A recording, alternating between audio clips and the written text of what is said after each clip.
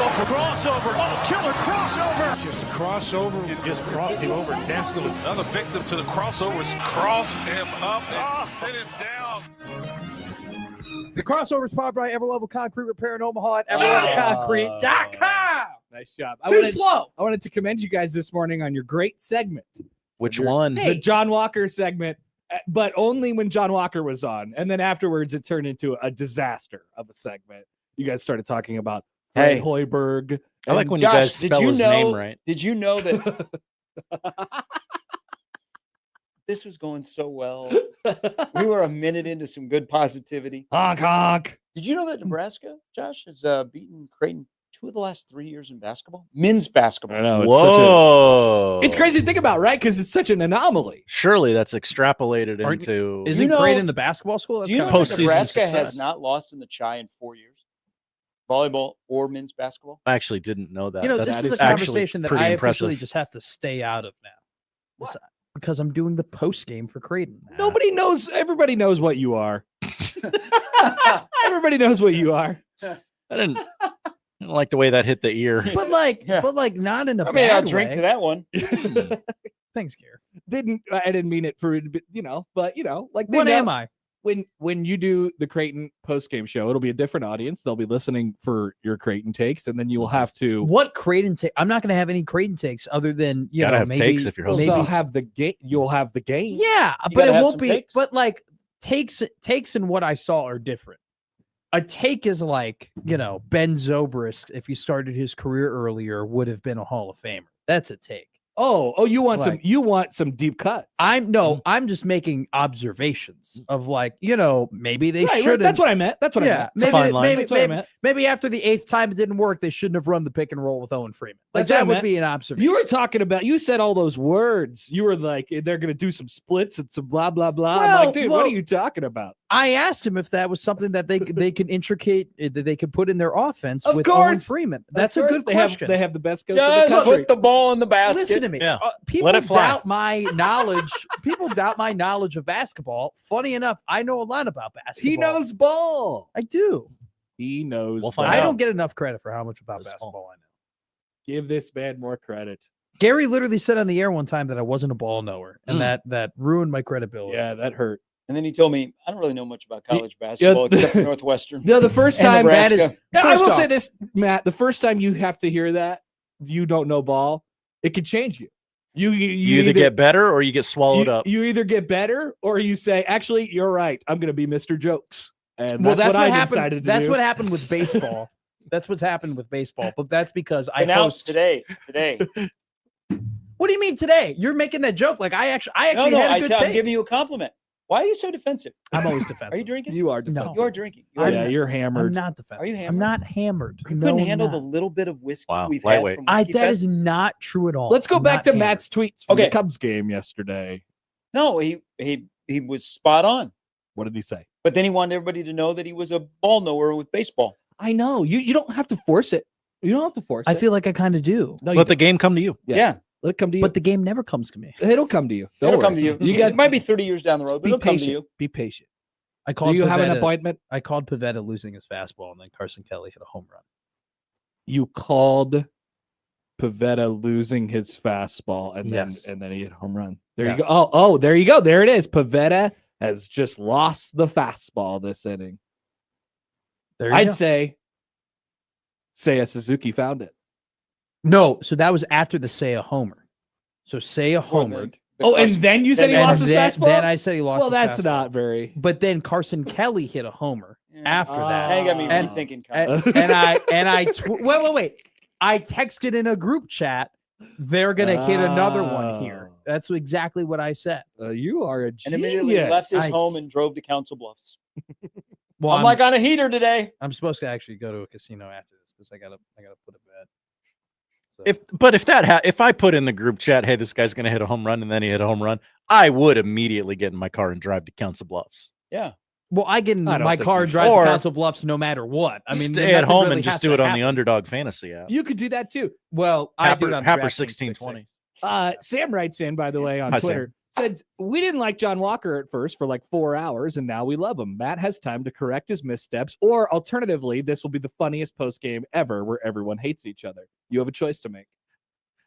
There aren't a lot of Red overreaction, or is this about Creighton? This is for Creighton overreaction. Okay. There aren't a lot of contentious post-game shows. There aren't. What Yeah, are you gonna say? would you like to have a yelly post game show? where the callers call in and call you a jackwagon? I would thrive. In a Okay, yelly maybe post-game that's the way show. you go. Maybe that's You don't know ball. He's Matt Peralt. Oh.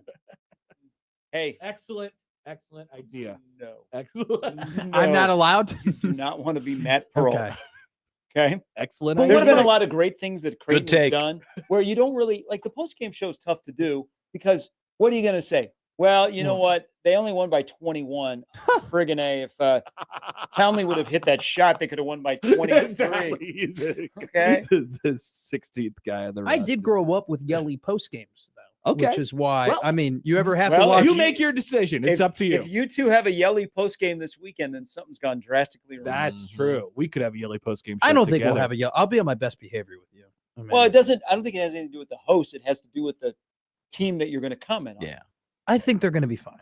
So you won't have a yelly post game show They're 11.5 point unless favorite. you They should get it done. fart again. Well, we got start time. You know what, the whole like Josh Peterson like going off about the whole fart thing. Let's just get let's just put this out in the open. Okay? I did not fart in Josh's face, and Josh like threw up and thought it was disgusting. What happened What goes on here during Big Red Overreaction? what happened was is that Josh had gone to the bathroom and I had let out a stinky, and then and I love that you call it that. Yeah. and calm down. I grabbed the Lysol to make sure that in his area he probably wouldn't even have smelt it if I didn't do it. It is a but good smelling Lysol. it's a We've had great it in here a smelling couple of Lysol. times. So I put it over, and then he was like, "Why does it smell like this?" And then I was like, "Well, it's because I farted." And then he turned that into Matt McFarter. See, this is what happened. Do you see how this is applicable to your Ball upcoming knowing? plight? Right?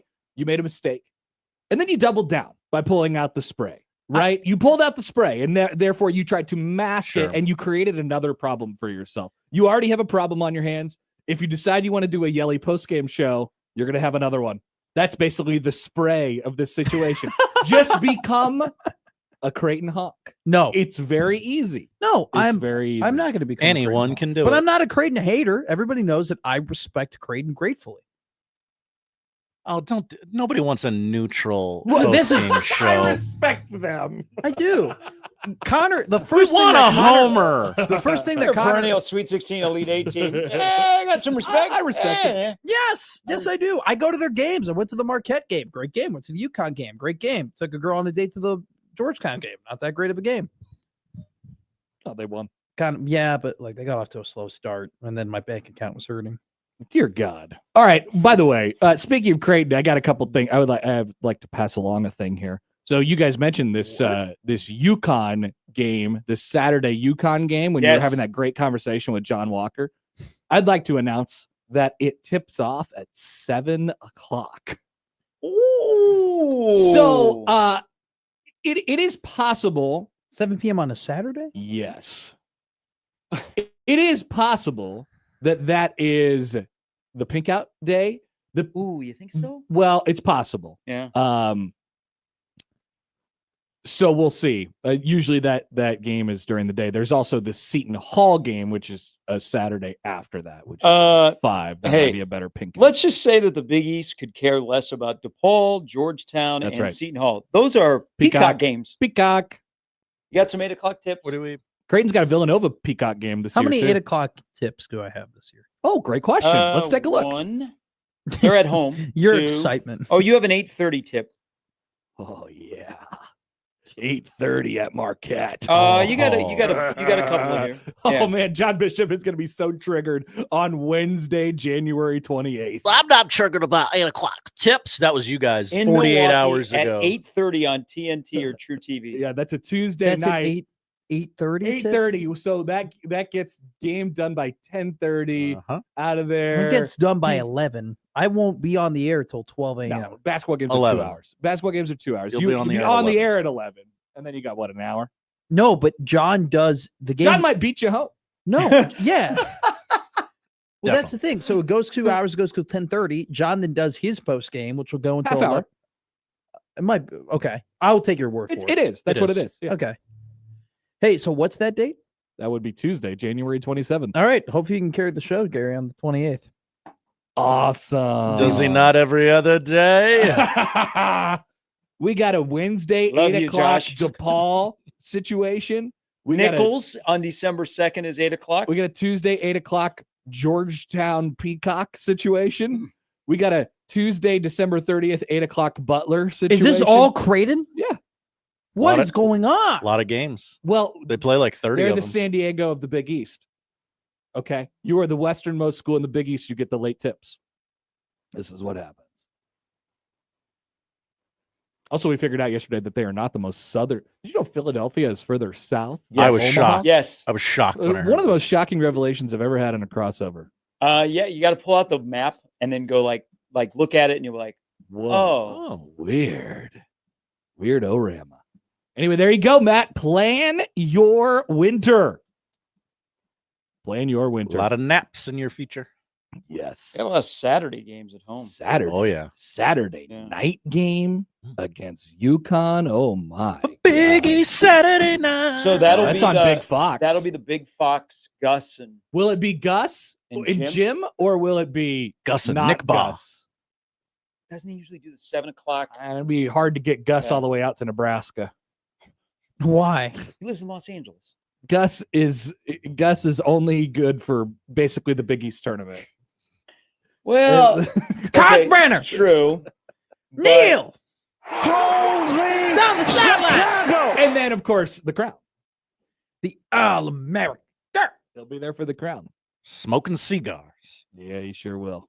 You What do know you what? think You he always calls hear it? like people, like the announcers that come to do Creighton games, like that stay overnight. You know, you'll hear stories of, I had a cocktail with Brando, or I saw Brando out. Timmy B's in town this weekend. I know he is. He's already taken a picture of himself at Memorial Stadium. Oh, I bet he hasn't even has. arrived. Is he going to say some crazy thing about Matt Rule? It's Wednesday. What crazy thing did he say in the past? Well, he said that Scott Frost is the next Urban Meyer, Yeah. and then the game got rained out, and he never coached well at Nebraska after that.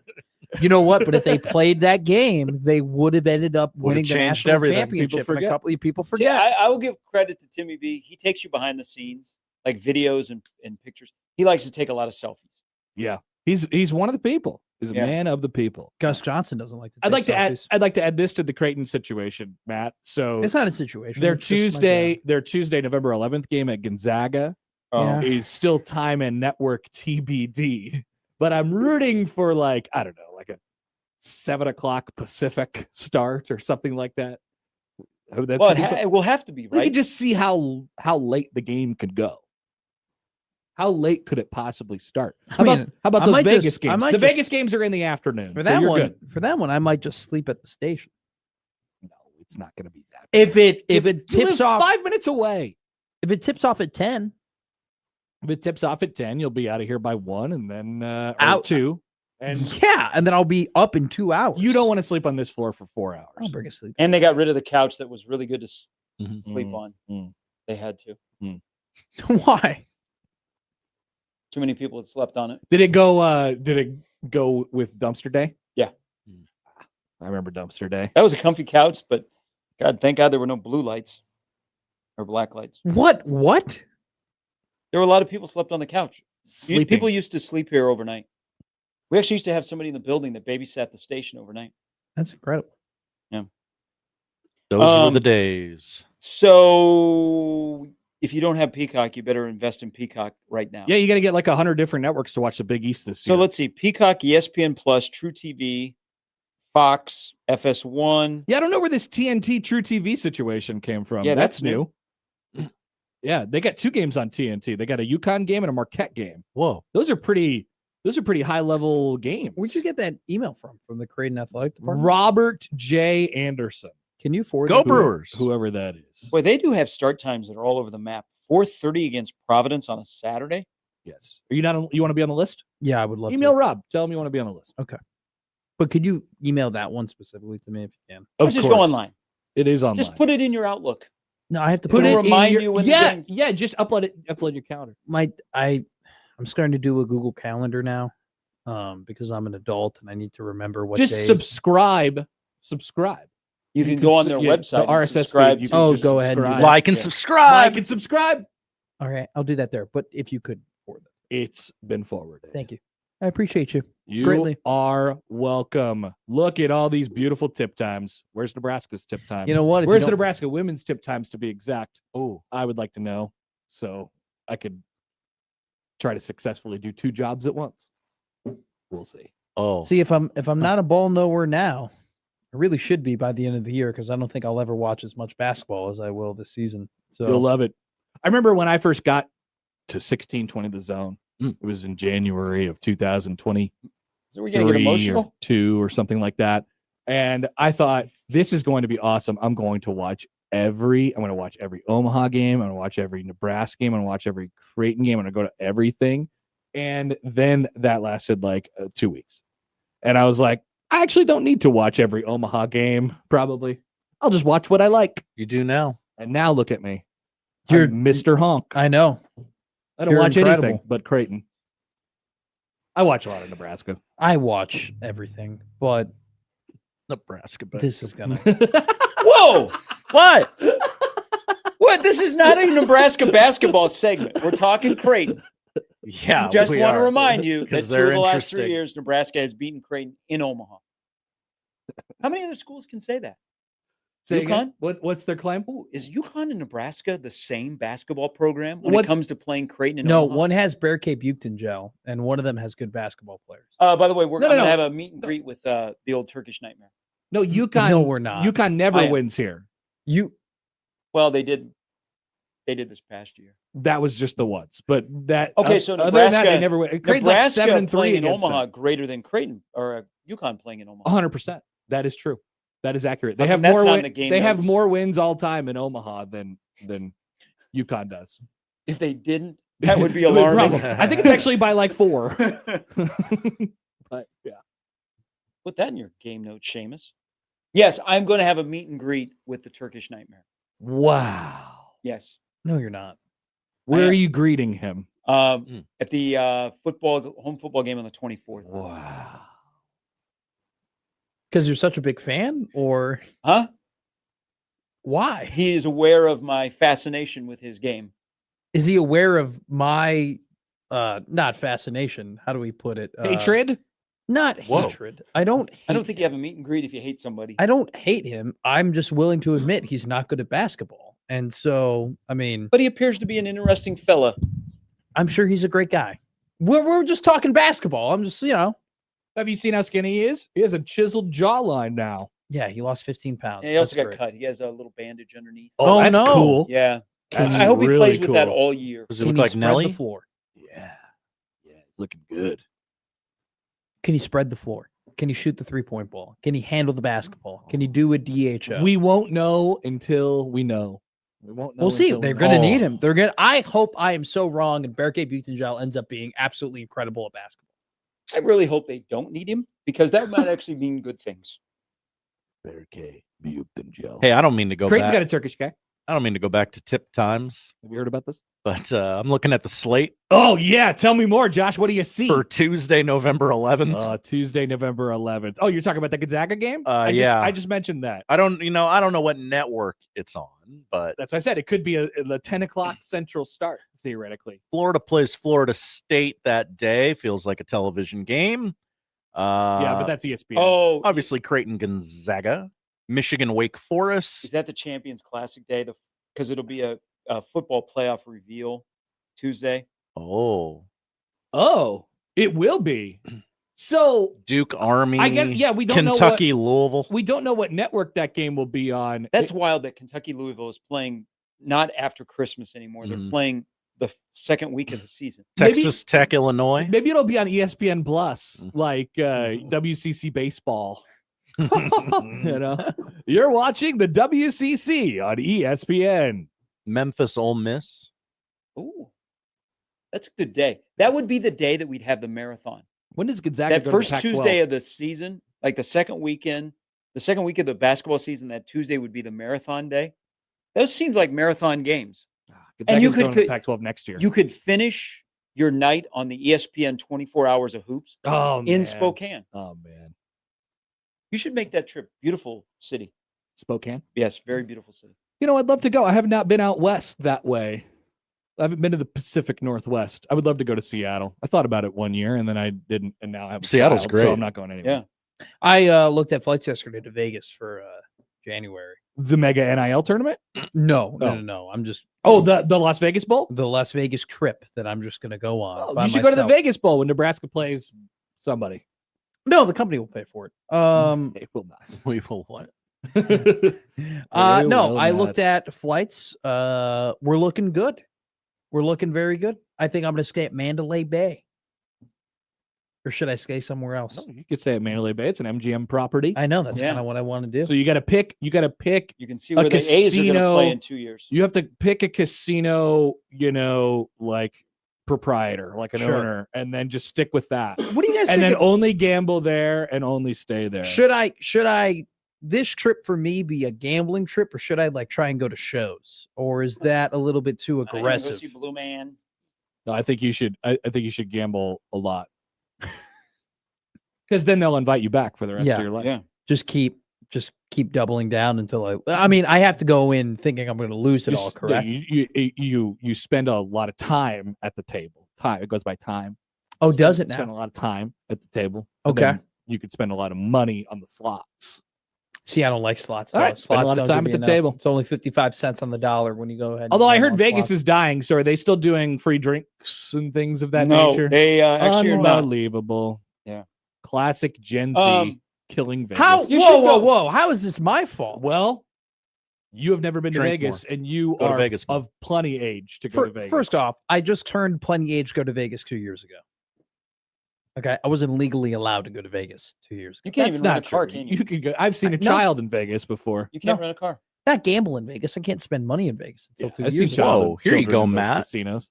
I'd go see shows. I like the Blue Man Group, Australian Oh, Down Under. Jabberwockies. yeah. Oh, I would Yes. love to see Jabberwockies. Jabberwockies have a store in the MGM Grand. Hell You yeah. should check that out. Brad Yeah. Garrett's Comedy Club, also in the MGM Grand. See, I'll do that too. I'm Brad Garrett, I don't know who that is. the guy from Ray. Everybody loves Raymond, the big tall guy. Oh, Raymond. he had a great.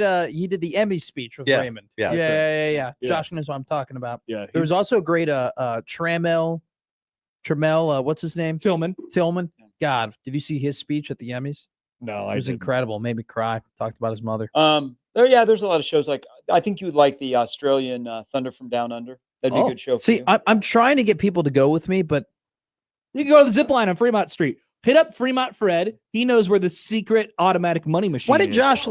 Why'd you Yeah, laugh sure. at that when I He said I'm spends a trying lot to of get people time to in go with Vegas. me? No, I laughed at the thing that Gary said. You should go see that Thunder from Down Under show. What is Thunder from Down Well, you Under? like Australians. You like we Archie, didn't have right? to I ask love questions. Australia. Go see it. It'll tell you a lot about Australian men. It will also make you cry. It will be. It will make you cry. Thunder from Down Under. The Australian Thunder from Down Under. Okay, Gary, you're not putting enough details in this little. Well, it's like it tells you a lot about the Australian male. We don't want to spoil the show. how about no. the female? Well, I don't know. I just know. Like you like Australia. You've learned. I love Australia. I think And Australia. if you're going in January, it'd be a great time to go because the Australian Open would be going on. Whoa. Yeah. Did you know that Creighton has a game on ESPN Plus? Yeah, against They have Utah. Two, Yeah, they made that deal back. Yeah, like well, 2 months ago. I know, but You that, reported that. who's gonna do that? Oh, They actually have two on ESPN Plus. What's the other one? Utah Tech, What's the other You one? want to put your South Dakota, right? put your hat in the Or ring? North Tyler Dakota. Happer? I'd like to put my hat. I would like to put my name in the ring to broadcast that game. Yes, I would. North Dakota and Utah Tech on a Monday night. Do you know somebody at ESPN Plus? You can figure that out. I think you just have to know you someone wouldn't at Creighton. Yeah, you wouldn't have to know anybody at ESPN Plus.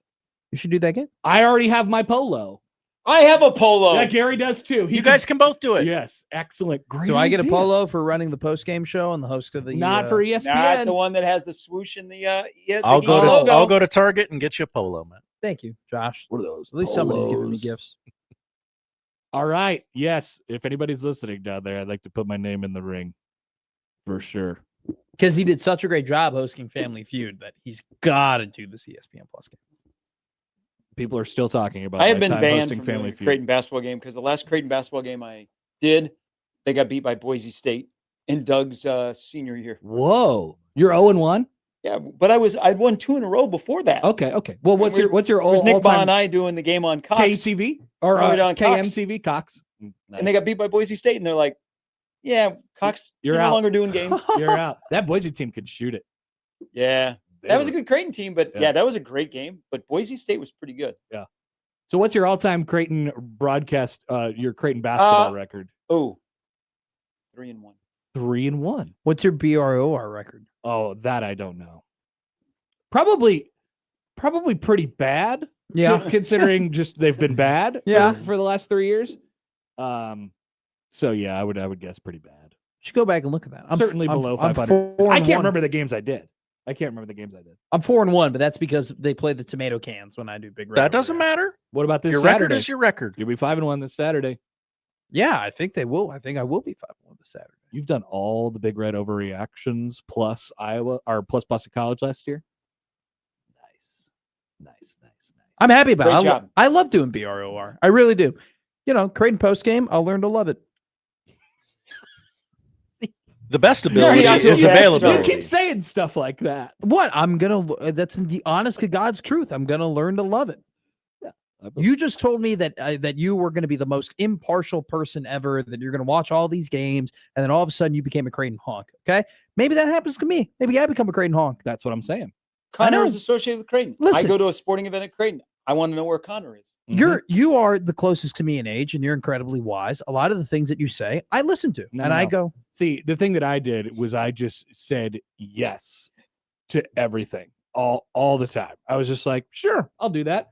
And then I'm basically Jim Carrey on that movie. Yes, man. I just was in a trance, and then now I'm here. I thought you meant you couldn't lie for 24 hours. No, that's liar. I've That's only a different ever- movie, Josh. I've only ever said no to one thing in broadcasting, and that was they offered me to do gymnastics on the Big Ten Plus network. Yeah. Why did you say no to that? Because I've never watched a gymnastics match in my life, and I did not You just know got to do it. any of the events. Who or knows where anything that was road going could have on. taken you? Mm-hmm. I do You not could- want to be. You could a be interviewing gymnastics Livy guy. Dunn. No, I just go through Gary's footsteps. I'll just end up, announcing hockey in Pittsburgh. See his and then- commercial he's in? Paul Skeens was doing a commercial during the games yesterday. What is it? He's Hi, in I'm the Paul woods Skeens. throwing a Oh, I like. baseball. Really? Yeah. He's Does throwing he what? talk? No. Okay. He just is throwing the baseball. Nice. I don't think they want Paul Skeens to talk. No. No, he's not much. Why of a talker. would you? He's Livy. Not a lot going on behind those eyes. Livy Dunn literally asked him, "What is your favorite thing about me?" And he could have been like, "Your smile," or "How sweet you are," or "How caring you are." And he just literally looked at her and went like this. He just laughed. And then he had an answer, right? It was, I respect yes, it. yeah. I respect it, Paul. Yeah. He was like, just looking at her. He's like, What did he say? I think he was like, or whatever. I remember something this like clip. that. I can't remember what he It said. was though. something that was Take very. care of that right arm, Paul. Yeah, That's all we it was care about. literally just Paul Skeen saying to Livy Dunn, "I'm dating you because you're, Keep chugging that muscle milk, my guy. Oh, I was gonna say which one. Wouldn't it be a shame if he never pitches in a playoff game? He will be the pitching Mike Trout. Mike Trout famously won playoff series ever. Why What did happened he in that one sign playoff He series? was swept by the 2014 Kansas City Royals. Thank you for asking, Josh. Right after the 2014 That's the American League longest wildcard game. playoff list streak in baseball is the Angels. 11 Yeah. years now. Yeah. And they've had People forget the Reds did make the playoffs yesterday. That was weird. They showed It up. counts. That eighth inning looked pretty good. Yeah. That took a long They were time. walking guys all the time. baseball men. Mike Trout, top 10 all time. Probably. Without thinking about it, probably. Yeah. Do you include? Are you the guy that? I don't know. include- Actually, there's a lot of that's 10? Top 10's 10 not- all time? 10's not a lot. Maybe not. I don't know. Or do you include Ty Cobb and like Lou Gehrig and Babe Ruth and all those boys? Or no? I wouldn't say that I currently have a running top 10 list, but I would say if I did, it would have to include Babe Ruth. Yes. Well, yeah. Ty Cobb, probably. Never struck out? I don't know. Maybe not. Maybe not Ty Cobb. I think I've eliminated anybody playing like NBA basketball past like before 1970. They're not on my. I'd like Mine to is see Bill your Russell. lists. Would you like to see my top? No, not now, but just at some point. Hey, you It's in guys my will have notes. time on the little talkie talk show after the Nebraska Michigan State Thank game. you, Gary. It's called Big Red Overreaction. I It'll be love very Big You Red would know that overreaction. if you hosted it. Now- Yeah. Hey, Gary, you doing the UCLA? Boom. Boom, boom, boom, boom, You boom. told me you would. Yeah, I'm going to be preoccupied. Omaha's basketball schedule is out. They're going to put that on their website. You know what? Tips. They haven't decided. They haven't had the tip times yet, but the schedule's out. I came up with the name of the show. I did enough of those shows that just by chance on schedule, I'm doing Maryland. I'm looking forward to it. I can't wait. I was so excited when they said 2:30. That's coming up in just a couple weeks. But I contribute in other ways to the show. I'm just not on it. Of course. MJ 1, LeBron 2, Kareem 3, Tim Duncan 4, Hakeem Olajuwon 5, Duncan 4, Magic Johnson 6, Bill Russell 7, Wilt Chamberlain 8. Where's Kawhi? Shaq 9, Isaiah Thomas, the Detroit Piston 10. Oh, not Isaiah Wait a minute. Thomas. Is there a guy The that other played one? with the Celtics in there? He's 11. Larry? Larry Bird is Isaiah not in the top Thomas 10? from the No. Celtics is Isaiah 11. Thomas ahead of Larry Isaiah Bird? Thomas from the the Pistons is 10. I think Larry Isaiah Bird, Thomas might be on a Where's training camp roster right Kobe, now. how far does it go? it goes 10. Yeah, but how far does the total list go? What do you mean? Well, Here, you just said Larry was 11. so yeah, how I do you would know put he's Larry. 11? I would put Larry 11. I would put Kobe Oh, 12. I was wondering like where's Jamal Crawford? No. I have a 17-year-old Matt list and a 23-year-old Matt list. Okay, all right. that's So fine. we've not a whole lot has changed, but KD used to be in the top 10. He no longer is. Wow. Where's How do you get Lou kicked out? Williams? Yeah. Where is Patrick Beverly? Like top 7,000? I don't know. What I about, like P-Bev. P-Bev was a great about, Chicago high school Hillbilly basketball Kobe? player. Who? Hillbilly Kobe, Austin Reeves. He's not in Where's the top real 10. Kobe? 12. Big Country Brian Reeves. So Yeah. so Kobe Bryant is not a. Kobe Whoa, is okay. Hold on. Kobe Hold on. is what? Finish your thought. In my opinion, Kobe Bryant is not a top 10 basketball player of all time. That's my opinion. clearly he's not on your list. I think that Kobe Bryant was known for scoring and known for defense, and there are players who have scored more points at a more efficient rate than Kobe Bryant has in his career. It's not top 10 most efficient players of all time, baby. Well, like, I mean, if we were going If it off, was, if Kobe we were would not be going, on there. but if we were going off of that, then Kyrie Irving would be in the top 10. Like, I don't know. This whole, I've always been frustrated in basketball by this whole, are you a hooper or are you a basketball? LeBron doesn't have a lot in his bag. It doesn't matter that LeBron doesn't have a lot in his bag. He scored more points over his career at a higher clip than Kobe Bryant. What's a good score? How many points do you have? How efficiently do you do it? Is he a bucket or is he a baller? Yeah, exactly. Like it's Actually, so How come you're not frustrating. hosting that I show? actually It's just- agree it's with just Matt on like- that one I sliver of a I take. just wanted to see him. It's where just he so would go. frustrating because you do all these fancy basketball moves that you're somehow a better scorer. No, Yeah. you score less points at a less efficient rate than the other guy. You're not as good at scoring in basketball as he is. Mamba mentality, though. Yeah. Yes, he worked hard. Rest in peace. He also died. Yes. He won an Oscar.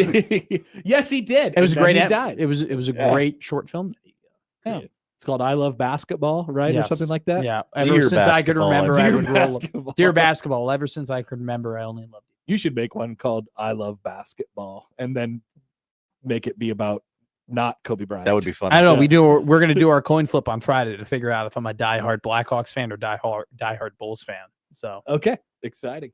All right. Well, you guys have a great day. thanks, He Connor. can only be one. That's the Oh, crossover. don't get it. Don't get me Powered started. by Everlevel Concrete Repair in Omaha at everlevelconcrete.com. It is Wednesday. We'll start things off next.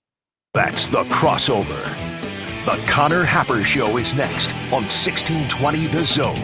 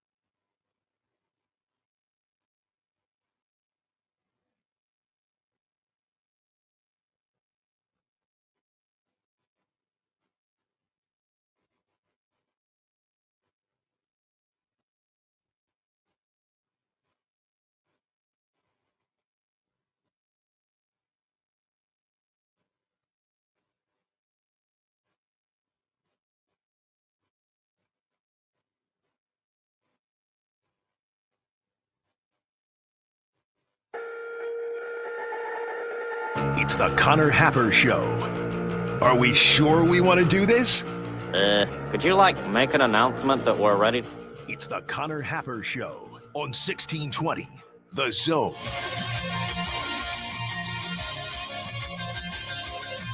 All right, welcome in. Happy Wednesday. It's the Connor Happer Show here on 1620 The Zone and on 1620thezone.com. Connor Happer and Josh Odson with you on this October Wednesday. Yeah, feel that October chill in the air. I see October hit the calendar, and all I see is college basketball exhibition games.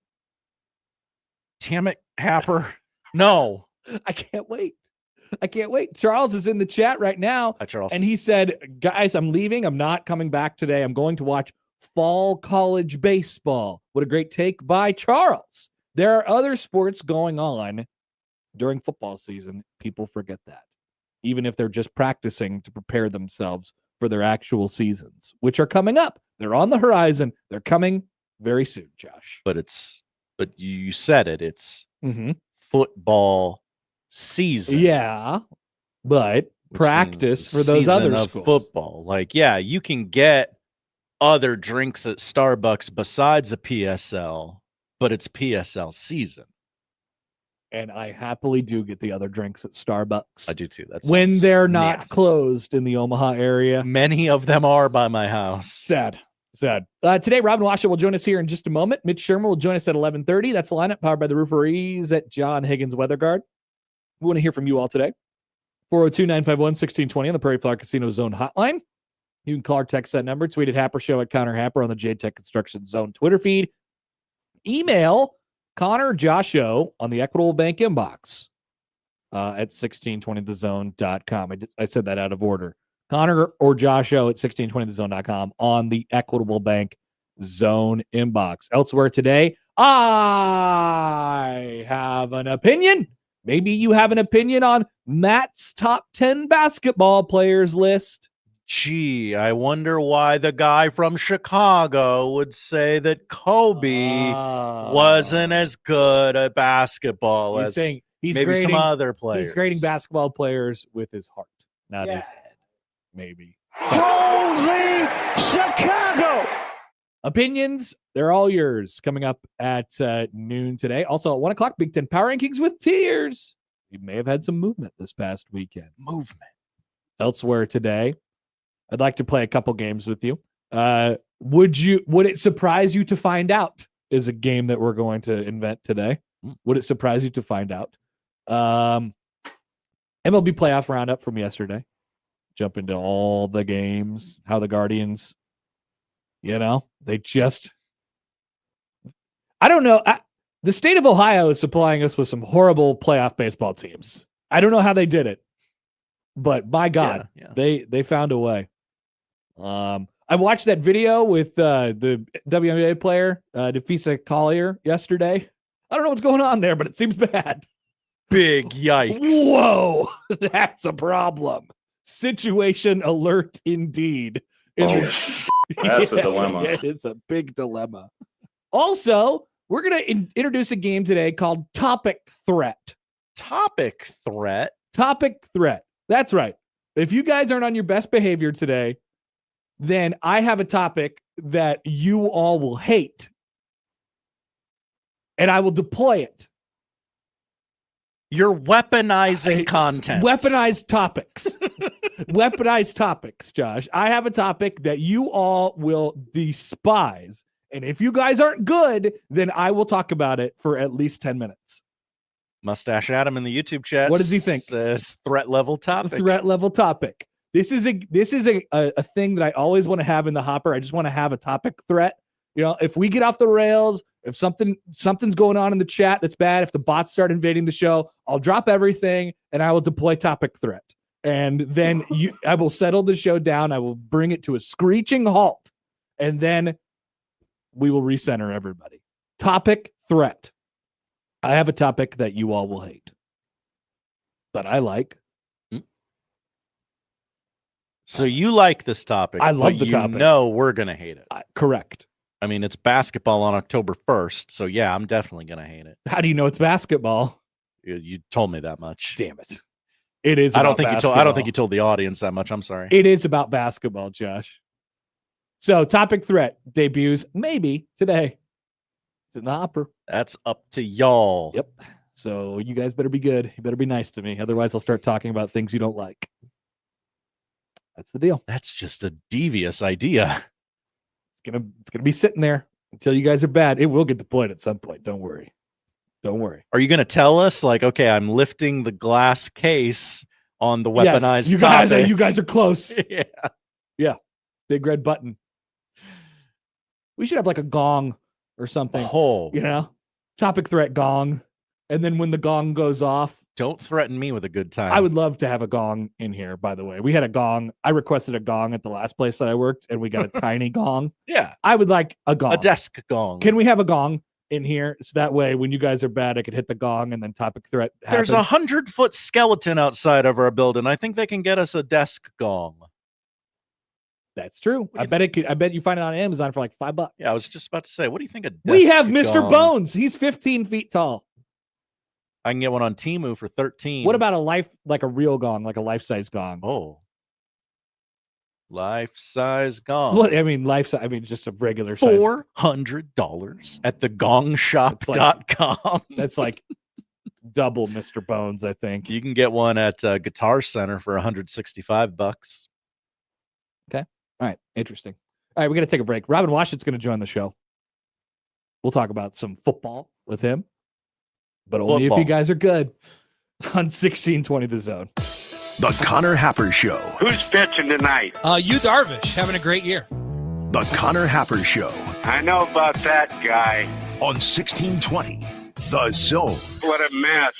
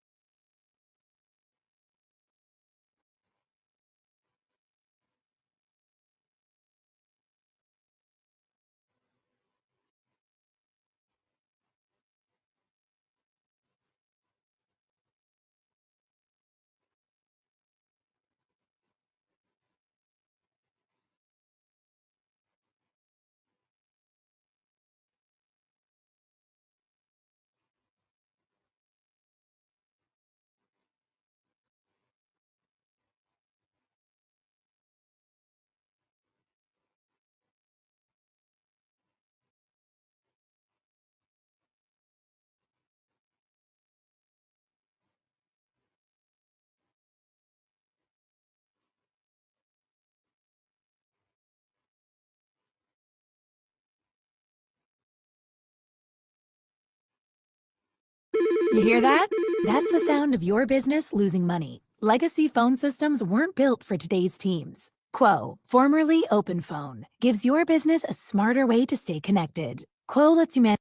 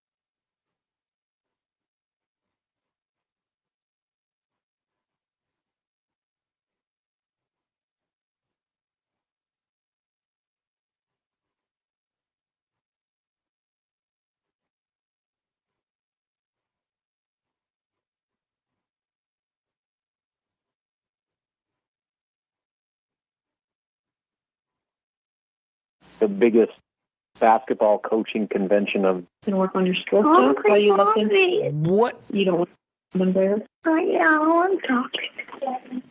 What is going on? Robin, are you okay? Robin Washut. Are your kids near you, or what just happened? Husker Online. I took a lot of preparation to make this thing a flawless interview, and clearly I still can't avoid it. Robin Washut, Husker Online. Maybe it was aliens. Maybe it was a phenomenon that we can't explain. The Connor Happer Show on 1620 The Zone. Robin Washut from HuskerOnline.com joins us now on the Prairie Flower Casino Zone hotline. Robin, good morning. How are you? Doing well. How are you guys? Good. How's the chat? It's chatting. It's good. It's good. It's especially because we're getting a little basketball questions too. Whoa! Exhibition is only a couple weeks away. People are. You're starting to hear this more and more, Robin. People are excited about basketball. The buzz is growing. I saw that.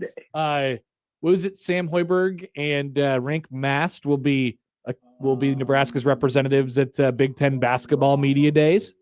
Mm-hmm.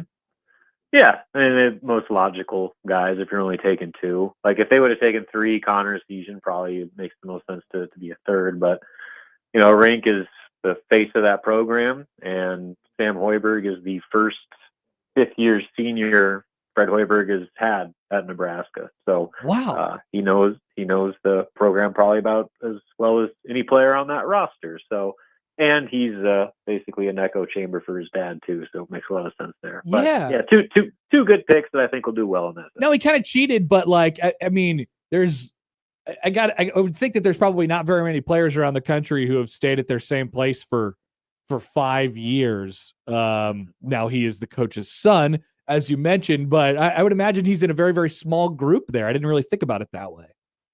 Yeah. I mean, in today's landscape, like anyone staying for 5 years is almost about as rarity as it gets. So it's a unique deal. And yeah, he's a coach's kid, but other coaches have had kids that don't stick around for 5 years. So even in that realm, it's still pretty rare. So it's a cool deal, and Sam has earned the right to have this opportunity too, with the work that he's put in, the way that he's elevated his profile on the team, and role in the rotation. And again, he says the right things, and I think will be a pleasant surprise to a lot of people that go out there.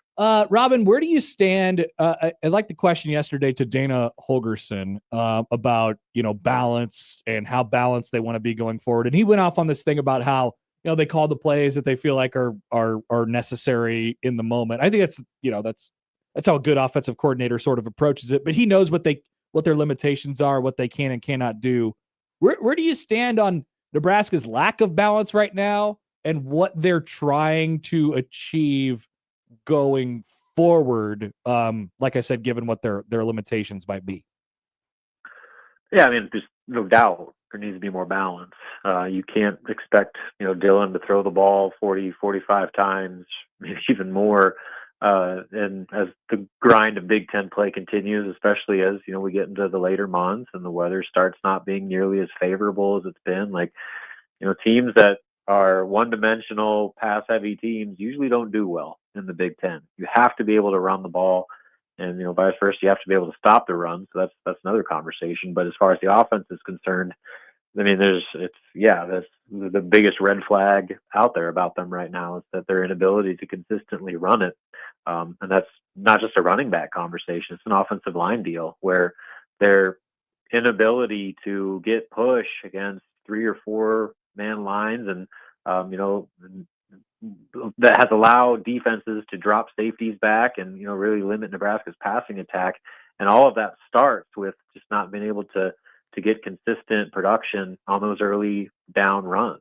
And, you're constantly in second and long, third and long, where Dylan has to do everything. And that's a dangerous place to be, especially with as much as Nebraska was in that situation in their Big Ten opener. So, I get what he's saying. Like, you're not going to just sit there and run Emmett Johnson to the back of his offensive lineman totally 30 times a game. But, at the same time, you got to find something to take the weight off of Dylan's shoulders, because again, that's just not a sustainable model to survive through Big Ten play. Now, I think there's a little bit of this over this last 10 or so days since the Michigan game, where Nebraska played a tough opponent, and maybe people don't want to admit that, but they played and lost to a tough opponent, so it's not always going to be as glaring maybe of a weakness. But I do wonder what the coaching staff sort of takeaways were and what they could do to fix or address their problems in the run game. You heard Matt Rule the other day talking about how they're going to do something a little bit different there, and Holgorsen echoed those thoughts yesterday. Is there anything that they could potentially do from a personnel perspective that would ease, some of the pressure that's on Emmett Johnson in particular right now? I mean, the most simple answer is find a number 2 and stick with it. It's just been such a revolving door there that we don't have no idea who their number 2 is. I think some people assume it's Mekhi Nelson, but what's his workload done to suggest that he's locked that up? And Quentin Ives technically is produced more than any other running back beyond Emmett Johnson, but he didn't even play last game. So that's where it starts. If you're going to try to get some sort of identity in your run game, you got to figure out who the heck's going to play from week to week, and then play to those guys' strengths. Where what you can do and what you can't do with Emmett. Now you got to figure out what you can and can't do with some of these other guys, and maybe that means you give Isaiah Mosey another chance. To go back to a full-time running back and utilize his unique skill set a little bit more to try to get some more dynamic plays, because there's a strong case to be made. He's probably the biggest home run hitter in that backfield, just with his dynamic ability. So maybe you find different ways to get him the ball in space, and go back to what you were trying to do leading up to that Cincinnati game. So I think it starts from a personnel standpoint. You got to figure out what your rotation is and stick to it. Don't make it this week to week just guessing game. 2, play off that personnel, scheme around that personnel to where you're maximizing the attributes and the talents that you have in that group. Same thing at tackle. Rule was guarded about it the other day.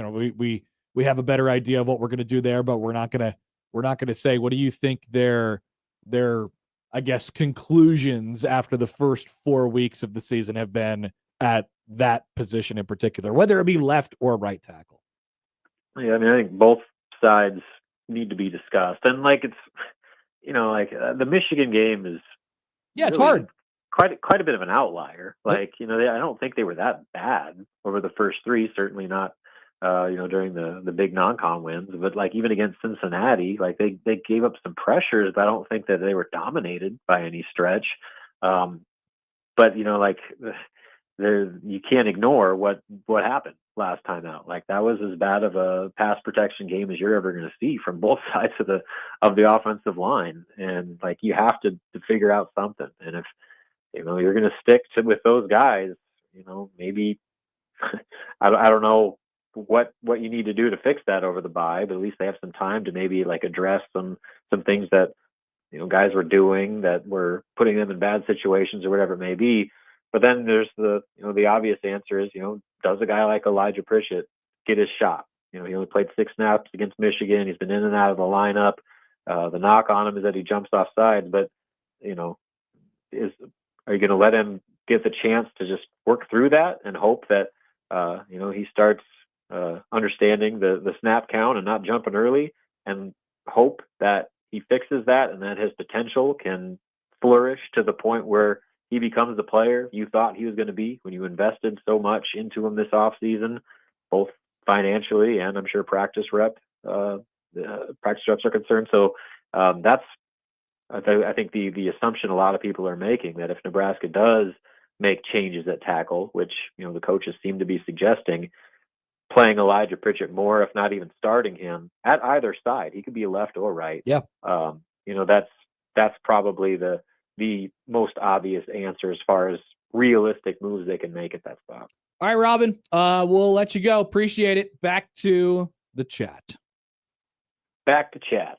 We'll Back talk to to you chat. next week. See ya. Robin Washut from HuskerOnline.com. He's chatting and he's chatting at the same time. You can ask him questions. I mean, you could always send us questions to ask him and then ask that same question in the Husker Online chat. Because I know many of you are members over at huskeronline.com. That'd be really funny. Like an Inception. Robin Inception. Yeah. Robception. Just an interesting idea for you to keep your eye on for next week. Mitch Sherman will join us at 11:30. Don't forget, I have an opinion coming up at noon today. As always, we'd love to hear from you guys in the show. We'll be back 11 o'clock hour coming up after this on 1620 The Zone.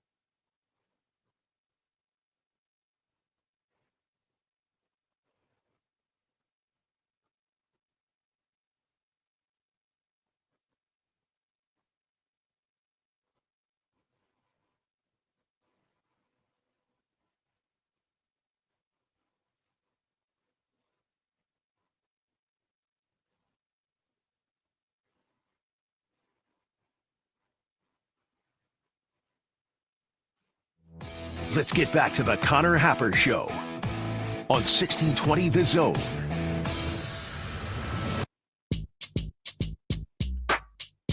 Young Matt McMaster was just telling me that he is going to make a frivolous purchase coming up soon. Oh, love that for him. He said, we made enough. And I go, who's we? He goes, it's just me. But we're all a team. And I'm like, yeah, all right, whatever. Sure. But nobody else gets access to the frivolous item that he's buying except for him, unless he wants to have some people over. He's going to buy a griddle. Ooh, hello. Griddle boy. By the way, it looks like Nebraska baseball just announced their schedule. Josh, are you ready? Ping! All right, game by game. Break it down. We'll take your predictions. Look at that. Nebraska's playing a 3-game series at Auburn. It's a perennial super regional team, SEC power. Absolutely. They're also playing in a tournament in Texas that will feature games against, look at this, Louisville, K-State, and Florida State. Hello. Nebraska's got some RPI coming up February 20th to February 28th, basically, or to March 1st. They got Louisville, K-State, Florida State, Auburn. And then they have a couple more games that they don't know the opponents for in Scottsdale to open up the season. Home opener for Nebraska baseball, Tuesday, March 3rd against the Omaha Mavericks. Nebraska will also welcome in Maine for a non-conference series for a rematch of that 05 football game. Oh, yeah. That was great. They will play USC at home in April, Iowa to finish the season in May. The 3 games against Creighton, March 31st in Omaha, April 14th in Lincoln, and May 12th. May 12th in Omaha. Hello. How about some good weather for a Nebraska Creighton baseball game finally? It's never going to cool off, so we'll be fine. Excellent. We just got an opinion from Norm on the text line. I'm looking forward to reading his opinion and expressing my opinions on that opinion coming up in just about an hour for I Have an Opinion. Mitch Sherman will join us, of course, at the bottom of the hour. So let's get into some Dana Holgorsen from yesterday, Josh. Remember Holgo the Oko? Yeah, I'm familiar. Yes, there is still Holgo. I have 2 clips that I'd like to play from Dana Holgorsen. And first of all, I'd like to say that I like when I still appreciate when Dana Holgorsen talks. That's good. He does it, a lot of coaches think they're better than you. Yeah. You know what I mean? Like, hey, look, I'll dumb it down for you because you can't possibly understand the things that I'm saying, right? Some coaches do that. Dana's like, hey, let me shoot you straight. And maybe he just pre-dumbs it down for people. So he was asked the question I just asked Robin, their willingness or want or desire to be more balanced on offense. What does that desire look like? Here is Dana Holgorsen yesterday in Lincoln. Yeah, I do. I think Dylan's playing at a very, very, very high level, right? And so how I call plays, I call what's working.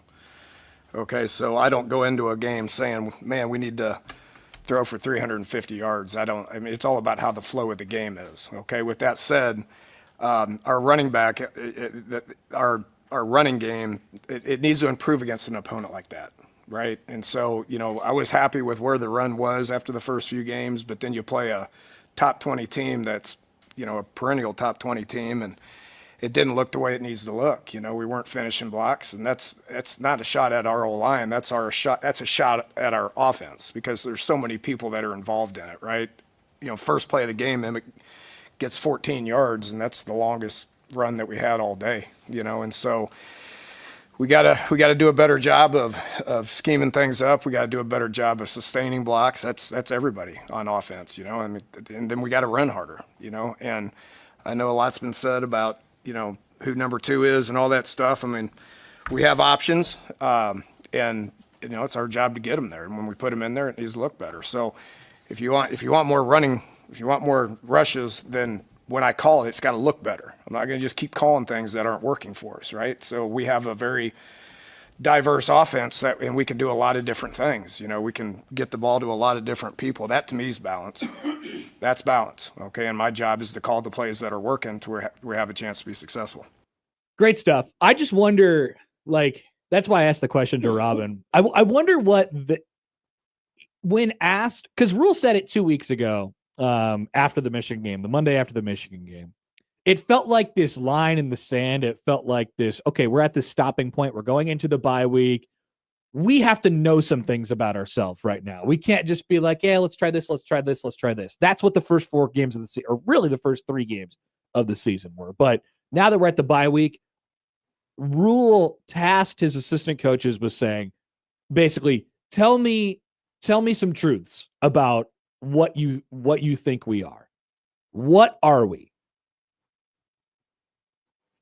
And that will help inform what you're going to be going forward, because that tells you what you're doing well, what you're not doing well. And so I wonder what Dana thought going into that bye and after reviewing all of the stuff and thinking about it, not just on a game-by-game basis like you're doing during the season, but more of here's what we are.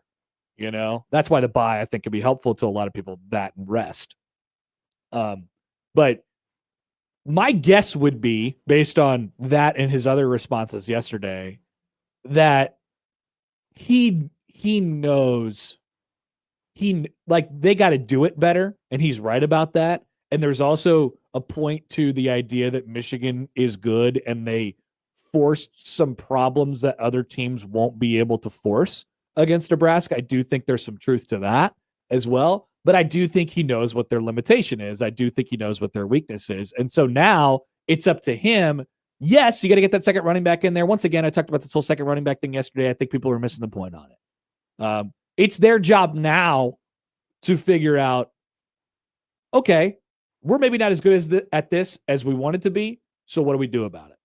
And the answer can't just be, we're going to double down, triple down, and be better. Like, what if that's not an option? What if we're physically unable to be better? So let's come up with some other things that we could do. And I think Dana, that's where Dana gets in his bag a little bit. Obviously, any offensive coordinator around the country wants a complete offense. I talked about this a little bit in the offseason. I think it's an important thing, right? If you have options, then you have to sort of still pick a lane. What do we want to be? But if you're forced into a lane because of some of your limitations, then you don't have options. And that's not a bad thing, because I think oftentimes coaches could say, I mean, look at Penn State, right? Look at James Franklin. He says, well, we could do literally anything we want. We have this and this and this. We're better here or whatever. So I think it could be advantageous sometimes to coaches to have that question answered for them. Here's what we're good at. Here's what we're bad at. It's painfully obvious to me through 4 games. I don't know about you. I don't know about anybody else. It's painfully obvious for me through 4 games what they're good at, what they need to accentuate, and maybe what they're not as good at, but they still need to be better at. And so my guess would be Dana, took all that information after the first 4 games and was like, okay, well, let's scheme then. Let's figure out what we need to do. Let's figure out what we need to do. And my guess would be the response is not necessarily, oh, we have to just trust Mekhi Nelson more or Isaiah Mosey more. It is, we're going to find more ways to get Ja'Cory Barney the ball. And it doesn't have to be throws downfield or anything like that. You don't have to start bombing the ball. I'm talking about jet sweeps. I'm talking about screens. I'm talking about creative window dressing, stuff like that on offense, ways to get Luke Lindenmeyer involved, taking the load off of Emmett Johnson's shoulders, specifically in the run game. Like you said, we're not going to sit there and just ram our heads against the wall. That's not what we're going to do. We want to achieve balance. It's our dream to achieve balance. It's any offensive coordinator's dream to achieve that sort of football nirvana, whatever it is, 50-50. But if you're good at one thing and you're maybe not so good at the other, then let's figure out ways where we can use the good part to get better at the not so good part. And that's my guess as to what Dana Holgorsen, probably thought and saw after those first 4 weeks of the season. And we'll definitely try and take advantage of now as we go into this other part. So I think what we'll see is, like I said, some more sweeps, some more action to try and get other players that aren't named Emmett Johnson involved in the quote unquote run game. Obviously you want to, emphasize what Emmett Johnson is good at as well. All right. 402-951-1620. Still want to hear from you guys on the Prairie Flower Casino Zone hotline. Headley writes in on the YouTube stream. I mean, Holgo's history is using the short passing game to practically be a part of the running game. Yeah. I think they'll just find that and they'll double down on that. I have another thing from Dana Holgorsen that might be a little bit more up Josh's alley here in just a second. But first, let's take a phone call on the Prairie Flower Casino Zone hotline. Here is Walt. Hello, Walt. Walt. Hey, what's up, man? You guys have another great show. How you doing? Appreciate it. Thanks. We're doing good. Hey, great. Hey, you know what? As I kind of look at this, you were talking about, and I know Dana was talking about the whole offense, and it is the whole offense. It's the tight end depth. You can have, I think it's Lindemann, the tight end. I mean, he can't block on every run. And you've got Harburg, who's on and off. You've got Nelson, who's MIA. I mean, there's a lot of other parts missing here on top of, as we all know, missing out on not getting a running back. But I just look at the last 3 years. I really still think Rule is our guy, but I think he has so much trust in some of the players that are already in the program that he misses out on great opportunities. And, you know, Sims was a miss. That tight end from Georgia that, you know, broken all this CBD shots. He was a miss. Yeah. I mean, there's been some big misses. You know, there's been some big misses here. Now we've got to tackle. They're paying $1 million, and he's maybe we're not sure. I mean, I just don't know how. Maybe that's how this portal's going to go, but I just think we really missed it with running back and with D ends, and especially on the tight end, the tackles. I want to know what you think. Okay. Thanks for the call, Walt. Appreciate it. Walt was calling from outer space, I think. Beep, bop, boop. I'm Walt. Walt was not AI, I don't think. I don't know. It's hard to tell, though. I don't know. I think he was talking about tight end depth. Depth. Yes. Yeah. And they unfortunately lost Borkircher.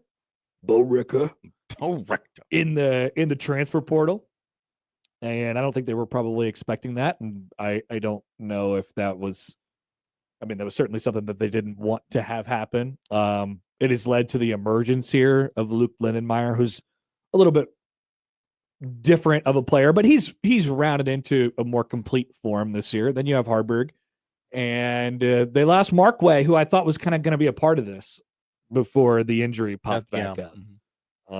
So, and then they lost Bonner, who is not necessarily a tight end, but kind of a gadgety H-back weapon type of deal.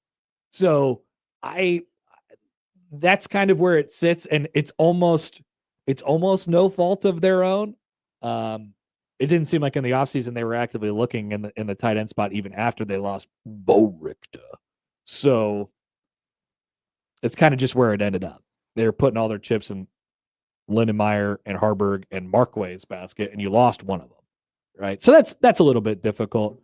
With that being said, I don't think it's been bad as far as the production. I mean, Lindenmeyer's been a good player. And then he was talking about running back and defensive line. You know, I also think, and John Butler mentioned this yesterday, there is, you know, there's different things and different personnel that you could use on the defensive front for the types of opponents that you are going to play. So they have a couple options in terms of bodies, but I think the problem that most people have with the defense is that it's not like physically imposing. It's not big and strong, and they have options to go off of that, like they had with Ty and Nash, and you know those guys were getting through on their own and rushing the passer and stuff like that. This defense will be scheme heavy. It always was going to be scheme heavy because they're going to have to do some things to mitigate the fact that they're smaller up front. In order to do that, you got to have guys be in the right spot. So their personnel problems are their personnel problems. I don't think there's any of them that are like so glaring and so bad that they are going to tank Nebraska's season. Hopefully that answers Robot Walt's question. Black Cat writes in. Black Cat. Even when you're in outer space, it's still AM radio. People forget. Tyler writes in on Twitter. Hi, Tyler. Might as well sound the air raid alarm. Mike Leach laughed about the concept of a balanced offense, joked about running the ball for a half and then throwing the ball for the second half. He needs to embrace throwing the ball short distances rather than running the ball. Yeah. I think that's going to happen. I think that's what, like I said, I think that's what, if you look at what Nebraska's done well and not done well over the first 4 weeks of the season, and once again, some of this is opponent based, some of this is just what you're going to get on a weekly basis. But I think if you look at the total package for what Nebraska has done, they'll say, all right, we found out what we don't do very well or can't do consistently. So let's scheme around it. Let's find a way. Nebraska's personnel is not that far off from a team total talent perspective. It's not that far off from anybody else that they're trying to compete with in the league outside of Ohio State, Penn State, and Oregon. It's not that far off. The difference is how weak your weaknesses are amongst all those teams. How weak your weaknesses are, how strong your strengths are, and how your coaches are able to manage that. It's a lot on Dana Holgorsen and John Butler, in my opinion. And those guys to try and scheme around Nebraska's issues and their strong points as well. So here's the other thing, Josh. Dana Holgorsen was asked yesterday, what'd you do? Oh, my ears perked up when I heard this question. I think I can't remember who asked it. What exotic locale did Holgo visit? Yes. Oh, he did? No. Just listen to the answer. Okay.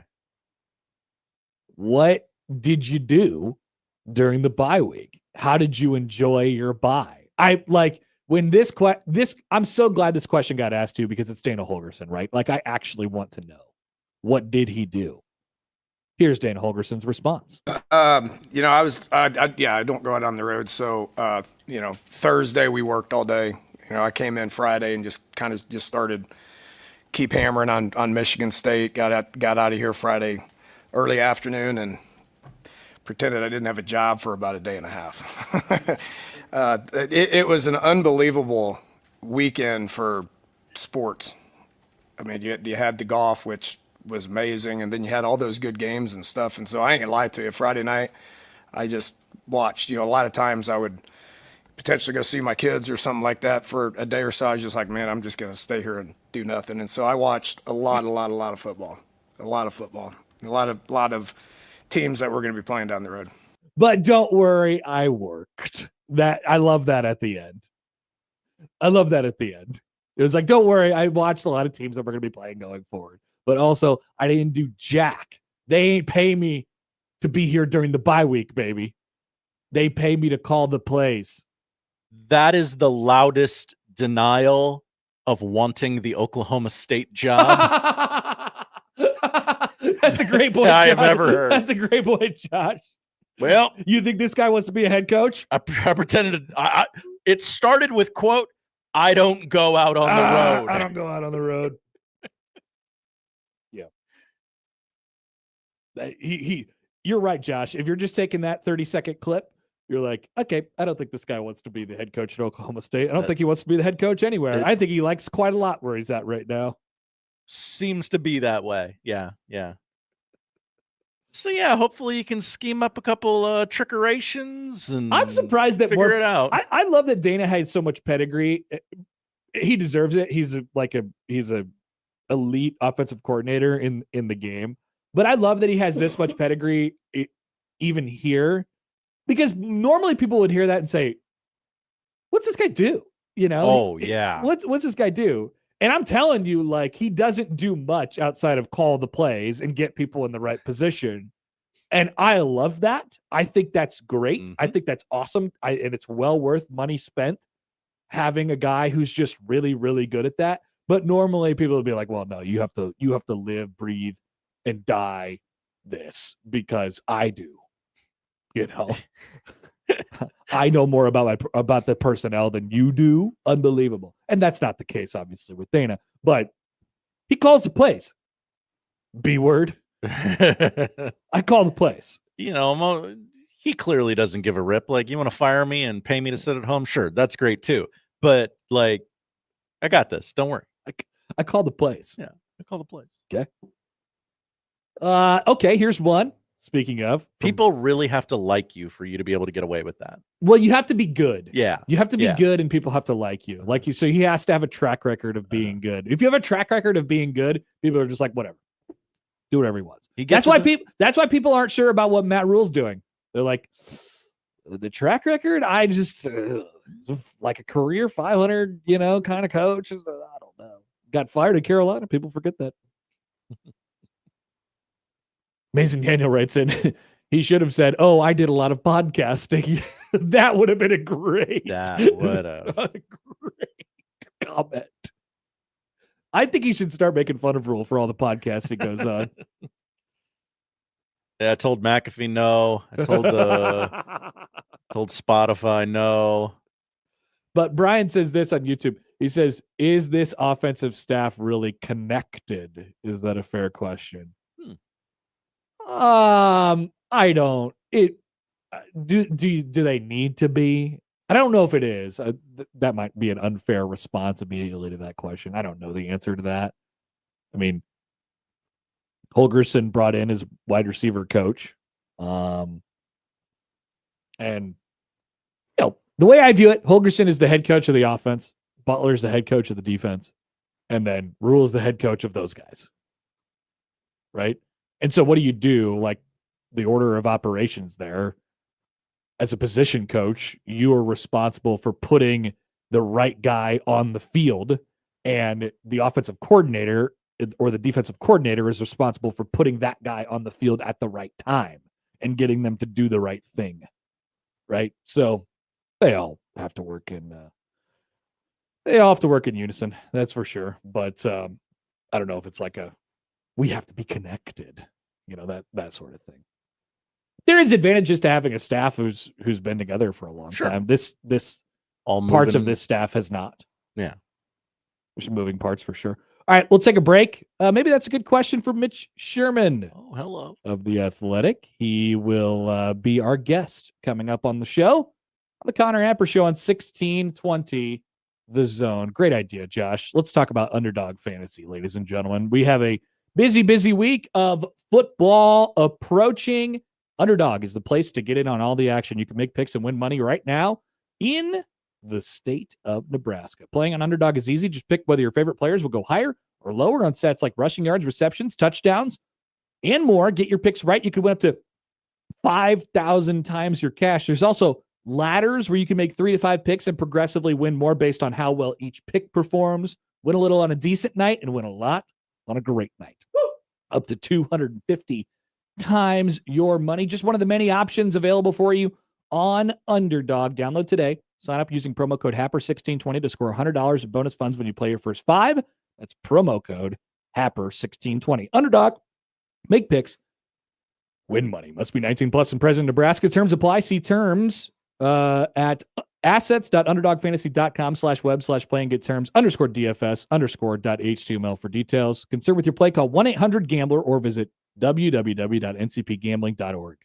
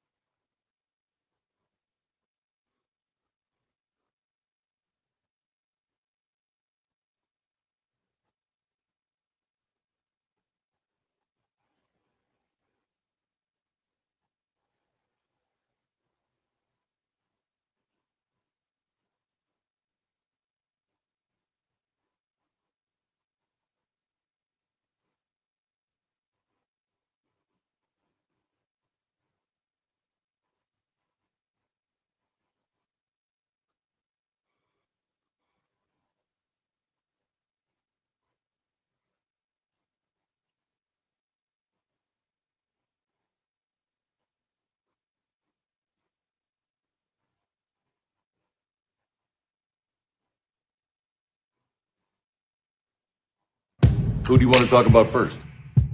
Mitch Sherman, The Athletic. He can play. And we need people that can play. And we'll never be royal. Let me live that fantasy.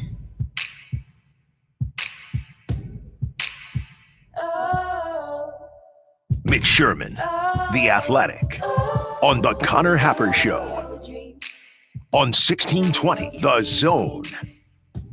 He can play. All right, we're joined now on the Prairie Flower Casino Zone Hotline by our good friend Mitch Sherman from The Athletic. Mitch, good morning. How are you?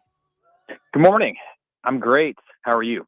I am fantastic. We were just going over some of Dana Holgorsen's comments from yesterday. I always find myself enjoying when he talks. Where my ears always perk up. It's just in the way he explains things and the way he talks. He doesn't dumb it down to people. I like listening to Dana Holgorsen, and I always take an opportunity to play stuff on the show.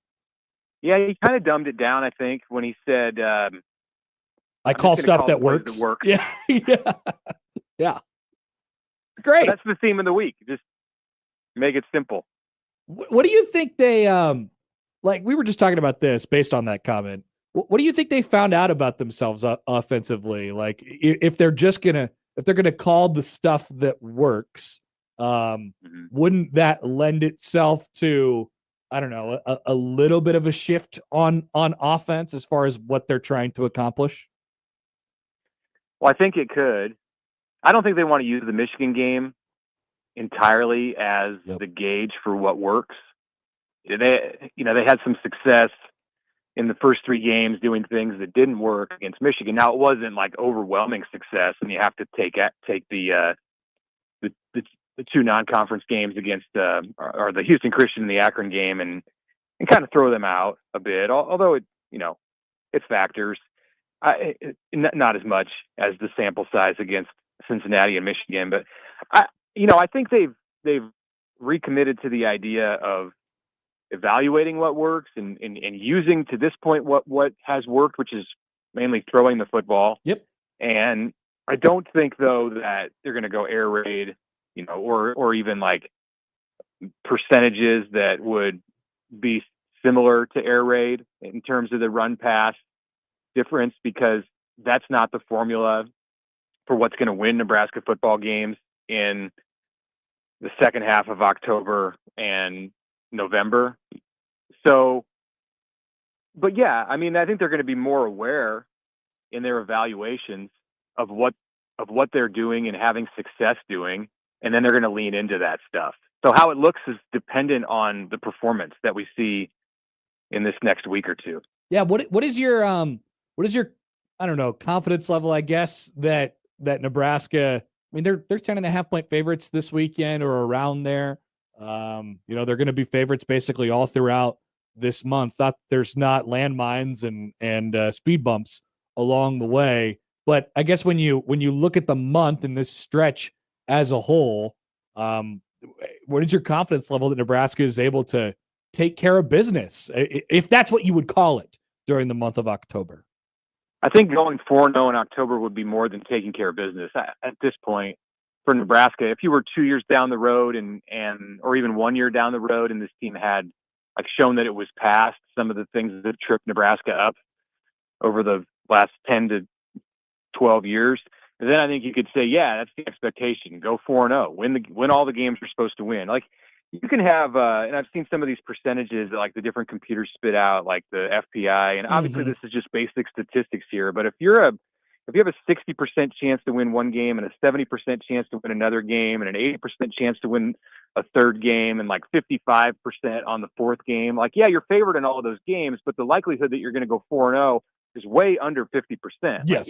Like each time you figure it, it knocks a little bit of the likelihood off. So for me, 4-0 in October, yes, would be taking care of the business in front of you. And it's not like it's such a Herculean task that Nebraska can't get there, but that would be overachieving. That to me would be something that we have not seen from the Nebraska program since like the early part of the last decade. And you just don't have that I just don't have that expectation that they're going to do it. I won't have that expectation until I see it happen. Yeah, that's interesting. I mean, but like as as you go through, say we're having this conversation next week, and let's just say Nebraska has beaten Michigan State. Mm-hmm. Well, then it gets closer and closer, and the expectations sort of continue to rise at that point. It's fascinating because I think if you would have told people, hey, look, they're going to be 6-2 at the end of this stretch, they'd be like, okay, knowing that Michigan was likely one of the losses, and then somewhere in the next 4, but maybe they would be disappointed, when it's all said and done, given what's in front of them right now. Yeah, I mean, I think you have to just expect incremental steps with this Nebraska program, and some of that gets messed up in the perspective because there are college football teams out there in this era of the sport that take like 3 and 4 steps at once. But it's not really Matt Rule's way of doing things. And, it doesn't mean that his way of doing things is to lose games, but, he's trying to build, and other coaches can, other coaches can build a strong foundation and take multiple steps at once. Yeah. But like Rule's way of doing it is to build a strong foundation. And for him, that just translates to a different look than like what Indiana has been. Not to make it always come back to Kirk. It's always about Indiana, Mitch. It's like the elephant in the room. Like I'm talking about him without talking about him. But there are obviously other programs out there in the college football playoff era and the transfer portal era that have bitten off like 4 steps or 3 steps at once. And I just don't think that's the way it's going to be with Nebraska and Matt Rule. And like they made a step last year. They are still on track to make a step this year. There's nothing about a 3-point loss or even just a loss period against Michigan that says that they can't achieve that. So if they get to the 1st of November, if they get to Halloween and they're bowl eligible, well, then they're on their way to making a step in the right direction. Do you think Matt Rule, I mean, he's big on perception. He knows what people are saying about the program, and he knows just as well as anybody that Nebraska had an opportunity to change a little perception on last Saturday against Michigan, and came up a little bit short. Then there's also the perception that, I mean, we just talked about it amongst the Nebraska fan base, that they're probably going to lose one of these next 4 games. Like that's another step in and of itself, but it's not as big of a leap as it would be, beating a team with a little number beside them, which they're not going to have an opportunity to in the next 4. Yeah, there's people out there, I think, and they're in the media, they're in the public, and we might approach it like this on a week-by-week basis too, where if Nebraska wins all 4 of these next games, in these next 4 games, and they go into USC at 7-1, there's still going to be people who say, "Well, I haven't seen anything from Nebraska," because all they've done is beaten the teams that the unranked teams that they're quote supposed to beat. But like that, I've heard Rule talk some coaches too about how college football is shifting into more of an NFL model, and you can't just look at a stretch of 4 games against teams that are like in the middle of a division and say, all right, there's 4 wins. Like that's the old way of thinking about college football. And are there still teams out there, Ohio State, Oregon in the Big Ten that can view the sport that way? Yeah, but that list is becoming fewer and fewer, and Nebraska's not on it. So, it's easier to navigate through October if you don't look at it as a 4-game, as a 4-game mountain. Because if you go week by week and you win each one of those, as boring as that sounds, and as much as it's just like labeled as coach speak and cliche, like if you do it that way, and Nebraska truly does approach it that way, then it's way more manageable to get to USC and really be on the verge of doing something that we've not seen around here in a while. Mitch, I know you got some stuff cooking on The Athletic this week. Would you like to tease what we're up to this week? Oh, some of my plans have changed. I've pushed back some of the stuff. I will say, I do have something cooking on a volleyball front. So I think people will like people who are more than just Nebraska football fans if you follow the volleyball team. And they play, of course, at Penn State in a huge match on Friday night on Fox, 7:00. So this is the team that beat Nebraska twice. The only losses for Nebraska last year, and also beat Danny Busboom Kelly twice last year. at Louisville. But the story is about Virginia Adriano, the 6'5" Italian freshman, 21-year-old who has been coming on of late. You saw her in the Nebraska Creighton match take over in the second or third set. So her story about getting to Lincoln from Italy is an interesting one, and one that, I think should interest people who are basketball fans too, because this idea of professionals overseas coming and playing American collegiate sports now that they can get paid like professionals. Pretty interesting. Is an interesting one. All right, Mitch. We'll look forward to that on The Athletic coming up soon. Appreciate it. As always, we'll let you go, and we'll talk to you later. All right. Thanks, Connor. Mitch Sherman from The Athletic. People forget about professional athletes playing overseas, coming over to play sports, whether it be volleyball, men's basketball. Honk, honk. You don't see it happen in football, Josh. I haven't seen it happen in football. Archie Wilson. I don't think he's tried played NFL Europe, and it just bred a bunch of pansies. There's the foreign basketball players who have played a year, whatever, plus of professional basketball would like to they'd like to come, get paid money, play in front of big crowds, have great facilities. Blur the lines of eligibility. Eligibility is fake. You know this, Josh. I do know this. Diego Pavia is 37 years old. That's right. That's right. He plays at Alabama this weekend. They beat Alabama last year. Ranked on ranked college game day. Is it game day? Yeah. I always see this out of the corner of my eye. Sometimes people complaining about where game day is and where game day isn't. And I'm like, I just do not have the bandwidth for this anymore. I totally agree. I like knowing where it's at, but so it's in T-Town. T-Town. Exciting. Don't lose that one, Kalen DeBoring. Diego Pavia beat Iowa Western in the JUCO National Championship game. This will be 5 seasons ago. Junior college, Josh. That means college. It's the same thing. To some people, it's college. Yeah. All right. We'll take a break. Josh has the odd news. Don't forget to get your opinions in for I Have an Opinion coming up right at the top of the hour. Back after this on 1620 The Zone. The Connor Happer Show. Follow us on Twitter @Happer Show for all the latest news and views. We may even say something interesting once in a while. Unlikely. Really, guys?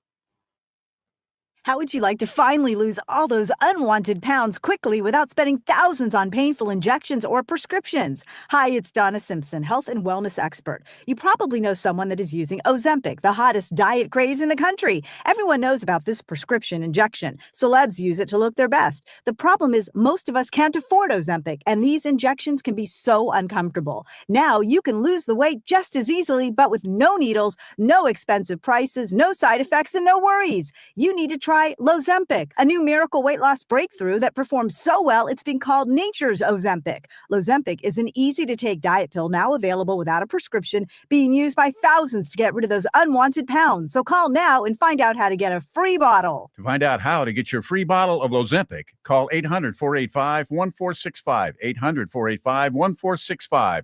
Free bottles are limited, so call 800-485-1465. That's 800-485-1465.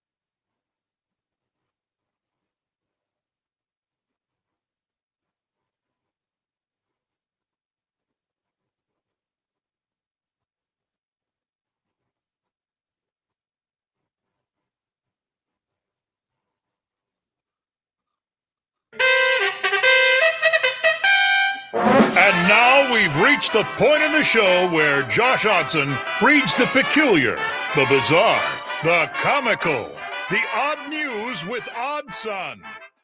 Odd news, Odd Son. See what we did there? The odd news with Oddson. All right, time for the odd news. Baseball begins in just a couple of moments. By the way, topic threat is still active, but you guys haven't done anything to piss me off yet. Everybody be cool for the love of everything. Good job by everyone so far, but we are excited for baseball to begin. And no, the topic threat is not telling you about Detroit and Cleveland's expected batting average yesterday. That's not. That'll just be a topic. Okay. No need to vet that one. I suppose that could be topic threat. Anyway, odd news. Oh, no! Disaster! Oh, is this bad idea?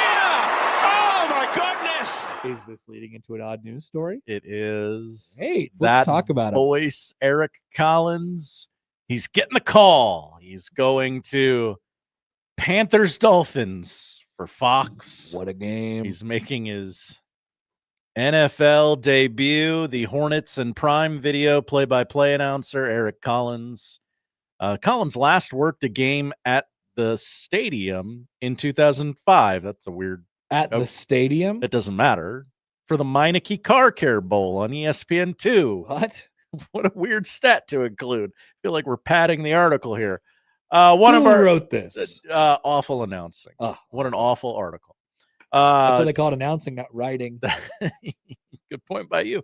Eric Collins, one of our most favorite drops. Oh, no! Disaster! It's everyone's favorite drop. I mean, I got to be honest. We are far from the only show in America who uses that, but I do. True. It's the only thing that I can think of sometimes. You know, bad thing happens at a football game. All of a sudden, my brain immediately goes to, oh no! Disaster! Just the way, something about the way he says it. He's going to have a lot of opportunities for what? Panthers and who? Dolphins. Awesome. His high energy calls and signature catchphrases like hum diddly dee and good golly Miss Molly have made him an internet sensation. Yeah, the internet does love him because he says a bunch of crazy stuff and yells during Hornets games. Collins made clear those basketball specific trademarks will not be used on Fox. Good. He said, quote, there will be no hum diddly dees. That's specific to the Hornets. I will have surprises. but that one has its place in basketball. There is a definite, like,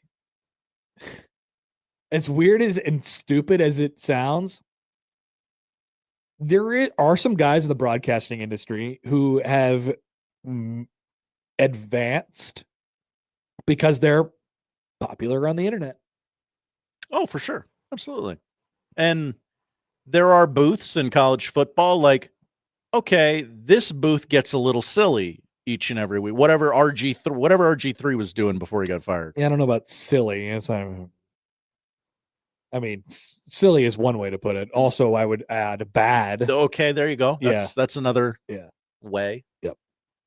Yeah, so congratulations, Eric Collins. Look forward to... Where'd he go? Who's his partner? Good question. Come on, awful announcing. Let's head over to the 506.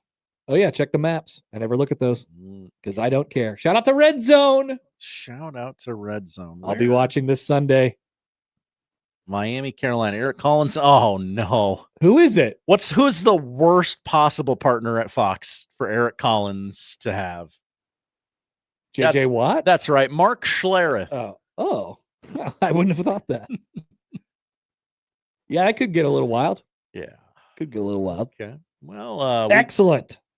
We go to Homestead, Florida for story number 2.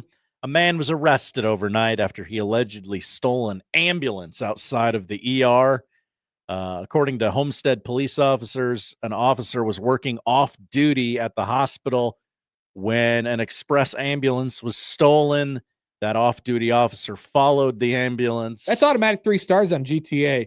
That's what I would be thinking. Like, let's have an honest conversation. Josh. Okay. You ever seen a cop car and say, "What if I stole that cop car?" Just to yourself. You've never thought that before? You're lying. Oh no, I've thought about stealing a cop car. Yes. Yeah. Poll question? Absolutely. Poll question. Okay. Have you ever thought all caps, thought about stealing a cop car or an ambulance or a fire truck or something like that? Of course. Of course. And unfortunately for this guy, he just let the intrusive thoughts win. And that's what we can't have. You have to have a little bit of self-control here. But I get it. I understand. As a person who thinks about this stuff. Yeah, sometimes there's an officer who is... Like, what if I just... at any time I think, what is the most chaotic possible thing that I could do? Mm-hmm. You're on an airplane. You ever thought about opening the door? Of course you have. Yeah. What would happen if I open this door right now? You're never going to get up and open the door. Would it really be like the movies and suck all of us out the door? I think you'd have a difficult time opening the door. Yeah. And then you'd be tackled probably before you actually open the door. Got it. But open. Yeah. We go to, I don't know, Hollywood for this last story. Justin is actually saying that he has stole a cop car. Whoa. Gonna need you to email Connor at 1620thezone.com. Tell me a little story. Yeah, Tell me a little story. Michael Jackson may be remembered as the king of pop, but his pal Lionel Richie. Oh, all night long. There it is. What a song. Had a nickname for Michael Jackson. Smelly. He called him Smelly. The American Idol That's what we call Matt McMaster. That's right. Matt McMaster, Michael Jackson handshake meme. The American Idol judge talks all about it in his new memoir, Truly, which debuted earlier this week. He writes, the late Quincy Jones is the one who offered up the unique nickname. I don't know that it's that unique. And MJ didn't take it too personally as he laughed along, realizing that he was so oblivious to the fact that he hadn't changed or washed his clothes for a couple of days or so. Lionel says it wasn't the Thriller hitmaker's fault. He was constantly on the road and he couldn't simply hire a dry cleaner because they would often steal his clothes as a souvenir. I guess. He also couldn't just drop by a department store for new clothes due to his level of fame. Probably have a staff member go get it for him, but whatever. So this is just to say he earned it. He earned it. He earned the Smelly moniker. Yes. I buy that. I buy that Michael Jackson smelled bad. Poll question: do you think Michael Jackson smelled bad? It feels like that could go a variety of different directions. Might lose control of that question. Yeah.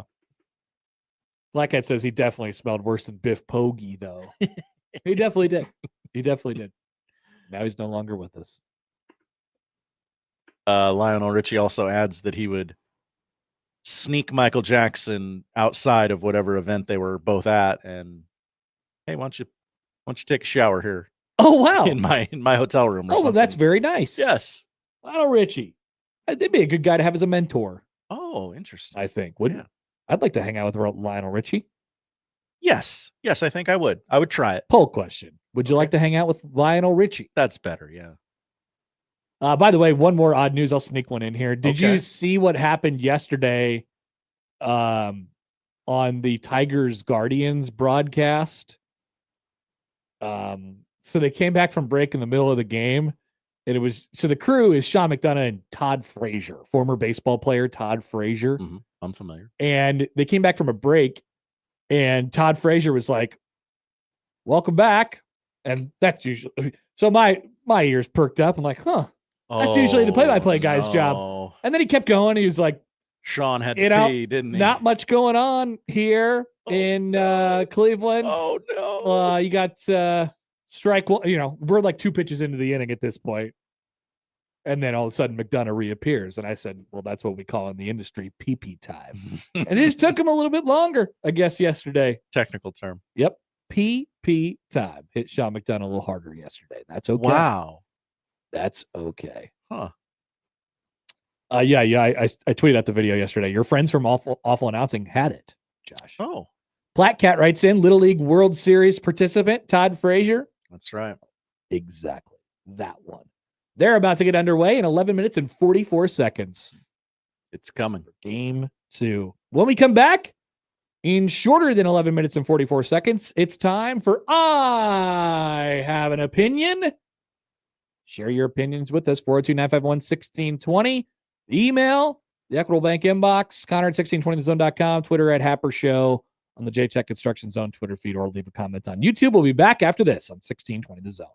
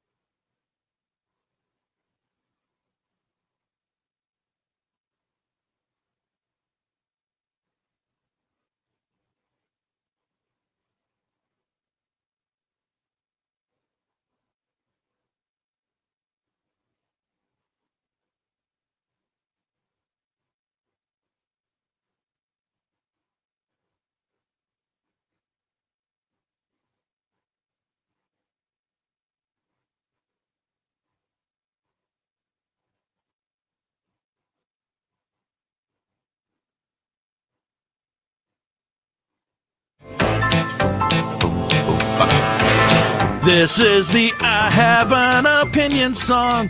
You haven't done an intro yet. Need to get on that. Yeah, it's time for I Have an Opinion. You all certainly have opinions. And have I mentioned that it is a great opportunity for you to share your opinions with us because there is incentive to do so. Josh, we have so many things to give away. Oh, my goodness. Tell me more. We have Vala's tickets, and we have the patch, and we have Durham tickets. Hockey? Yes, hockey. Faster than ever. Hockey. They should all caps it, even though they don't. I'm making it up. Hockey. Faster than ever at the Durham. So if you guys submitted an opinion, all of a sudden Josh might slide in the DMs or email you or something like that. Hey, girl. After the show, and he'll say, would you like tickets to something? You want to go to the patch? Exactly. I hope that you would be more professional than that. Of course I will. Of course you will. All right, opinions are coming in hot, Josh. Where should we start today? We start on the YouTube stream, the chat. Okay. As we what's going on in the chat to today? it. A lot of people commenting time. on which direction my hat is facing. They love talking about that. Yeah. Platt Cat gets us started today. Hello, Cat. I have an opinion. If you manage to steal an ambulance, it's yours. No takebacks. I think that would create a bad precedent in society. Yeah. I don't think we could just have ambulances being driven around by regular people taking advantage of what ambulances are able to do. Hey, look, everybody pulls to the side for an ambulance. Of course. I tell my 6-year-old, though, hey, we take care of our valuables around here. If you care about it, take care of it. If you care about that ambulance, take care of it.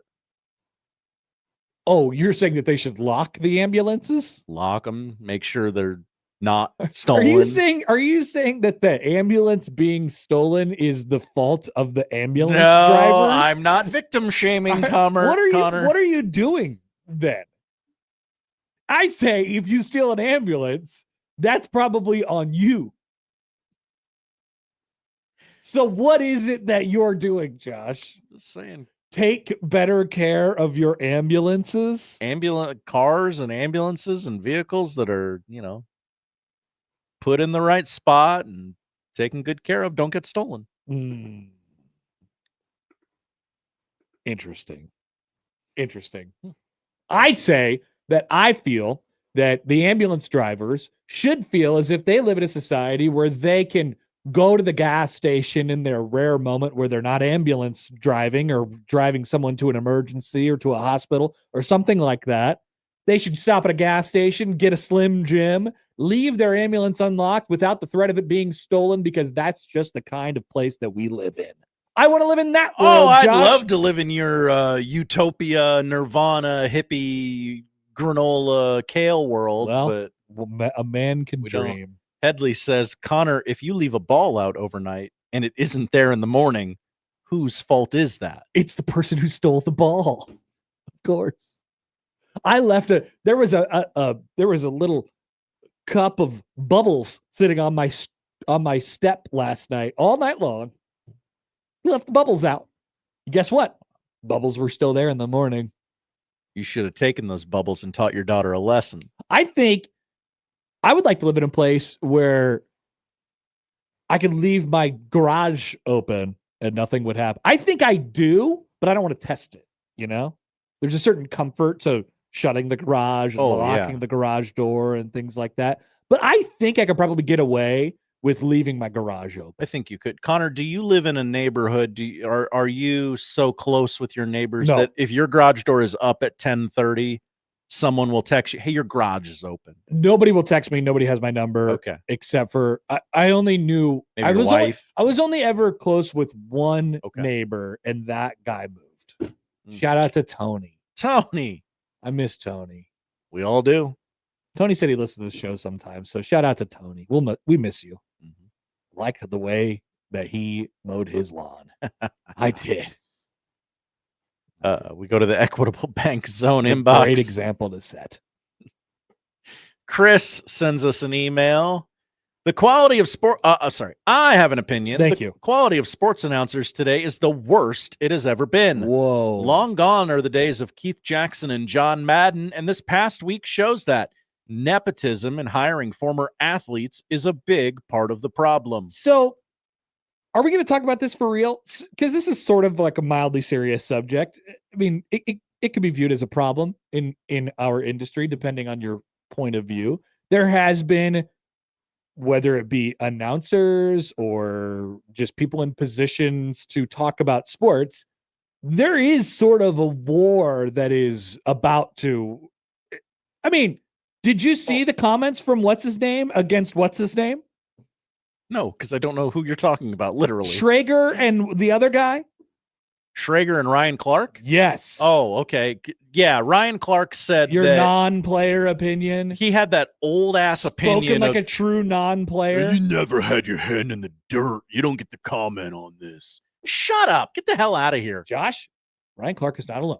Many people think this. Many people think that the only people that are allowed to comment on sports is the people who played sports before or played sports professionally. And there is an obvious advantage. Obviously. To the people who have been there and the people who have done that. Well, you know what I can do that a lot of football players can't? Talk. String together 2 sentences. Exactly. So which side, it's a sliding scale. Mm-hmm. I'd like to have a great combination. If you could find it, but some would argue that the people in these, let's use statue bronzer Tony Romo, for example. Tony Romo, can he string together sentences? Maybe not anymore. What a great question. Maybe not anymore. There was a time, but maybe not anymore. Something has happened to Tony Romo, but he did play, and he theoretically knows what's going on, but can he articulate it? I like Chris Collinsworth. Quite a lot, but he grades on people a little bit because of his unadulterated enjoyment of the game. Oh, this is just the best thing ever. Now here's a guy, Mike. Right. So it's just, everybody's got their taste. So I like a little bit of a funny guy. I also like a guy who could break it down. Also, or a girl. You're definitely right about the nepotism thing. We got to stop hiring people's kids, or at least let the kid work his way up. Let the kids play. Not just like, hey, we could let Jack Collinsworth do Notre Dame games. Should we let him do some games before that, or just have him start at Notre Dame? Here's the problem. Like, just start at Notre Dame. Yeah, it's fine. That's tough. I don't know if I don't know. Jack does some Big Ten basketball games. I'm sure he does fine. No Eagle. Noah Eagle. Why is Noah Eagle in the position that he is in? He went to Syracuse, of course. He went to Syracuse. His father is also Ian Eagle. Mm-hmm. But he's good. Noah Eagle is good. People like Noah Eagle.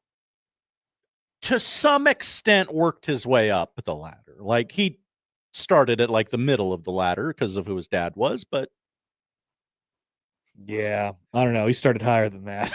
Okay. Yeah, he started pretty high. He's like Matt's age. Also, he's doing Penn State, Oregon. I mean, come on. Matt ain't doing Penn State, Oregon.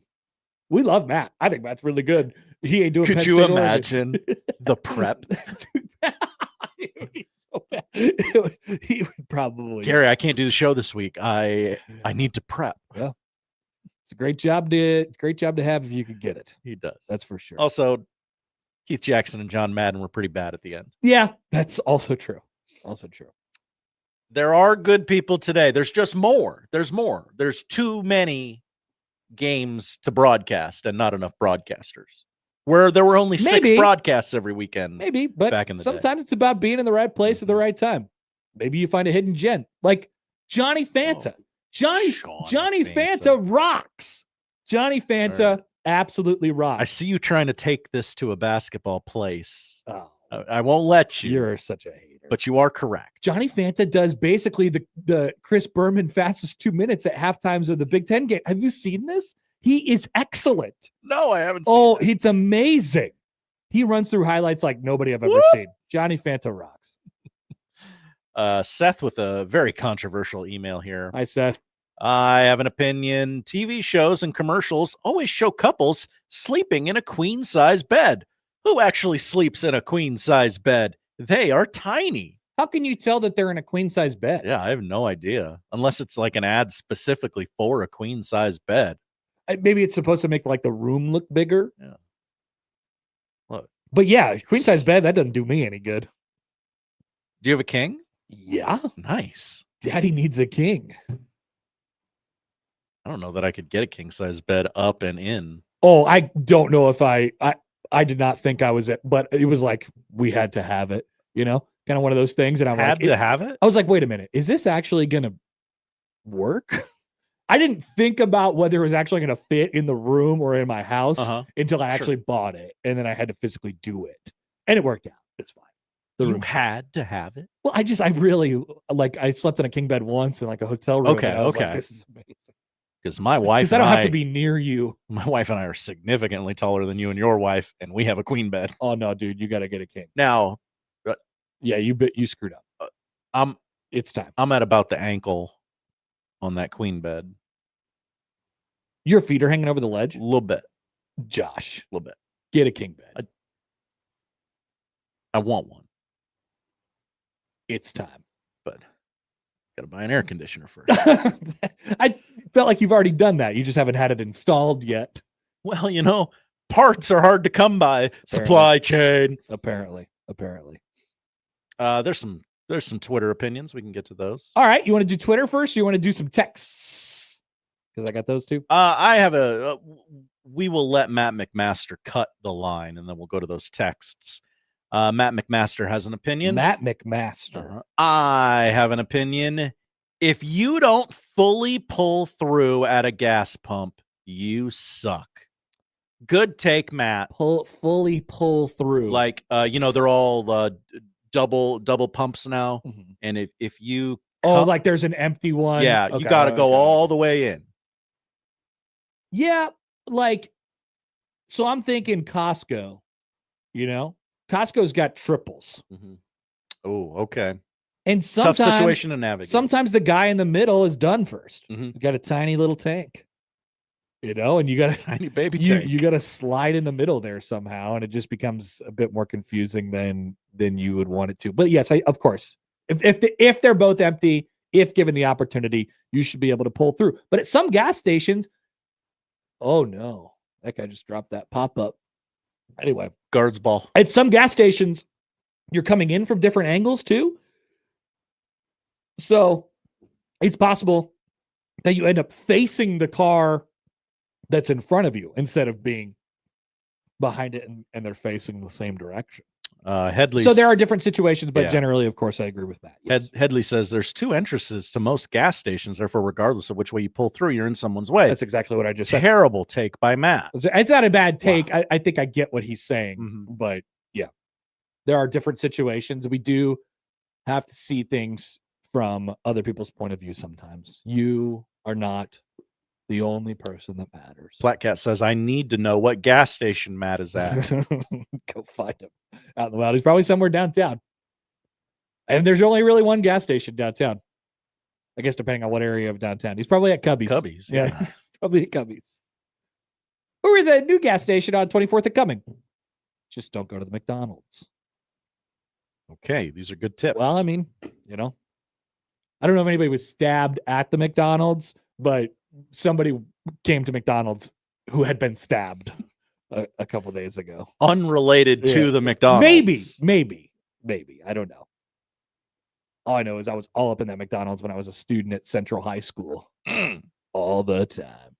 All right, should I go to the texts? Yeah, what do the texters got? Here we go. Norm. I have an opinion. I've been consistently hearing announcers saying Huskers fans instead of Husker fans this year. Ooh. I think Huskers fans sounds weird. Norm, I agree. It sounds grammatically incorrect. Great take. You wouldn't say Gators fans. Fans. They're Gator fans. I guess Canes fans kind of does sound right for some reason. Yeah. Hoosiers fans. Hoosier Nation. It's not Huskers Nation, is it? Husker Nation. Yeah. Yeah, I agree. Good opinion, Norm. Thank you. From the 402. Hi, 402. I have an opinion. The Happer show Gong should have a sponsor. I suggest local Gong retailer Gongs Unlimited in Lincoln. Gong. I agree. Several follow-up questions. Is Gong's Unlimited actually a place? Yes, that's the number one. Let's check. Oh, okay. I thought you knew. I thought you knew Lincoln like the back of your hand. Well, yeah, it looks like Gong's Unlimited is indeed a place. I could call them this afternoon. Would you like to sponsor our Gong? We are considering purchasing a Gong.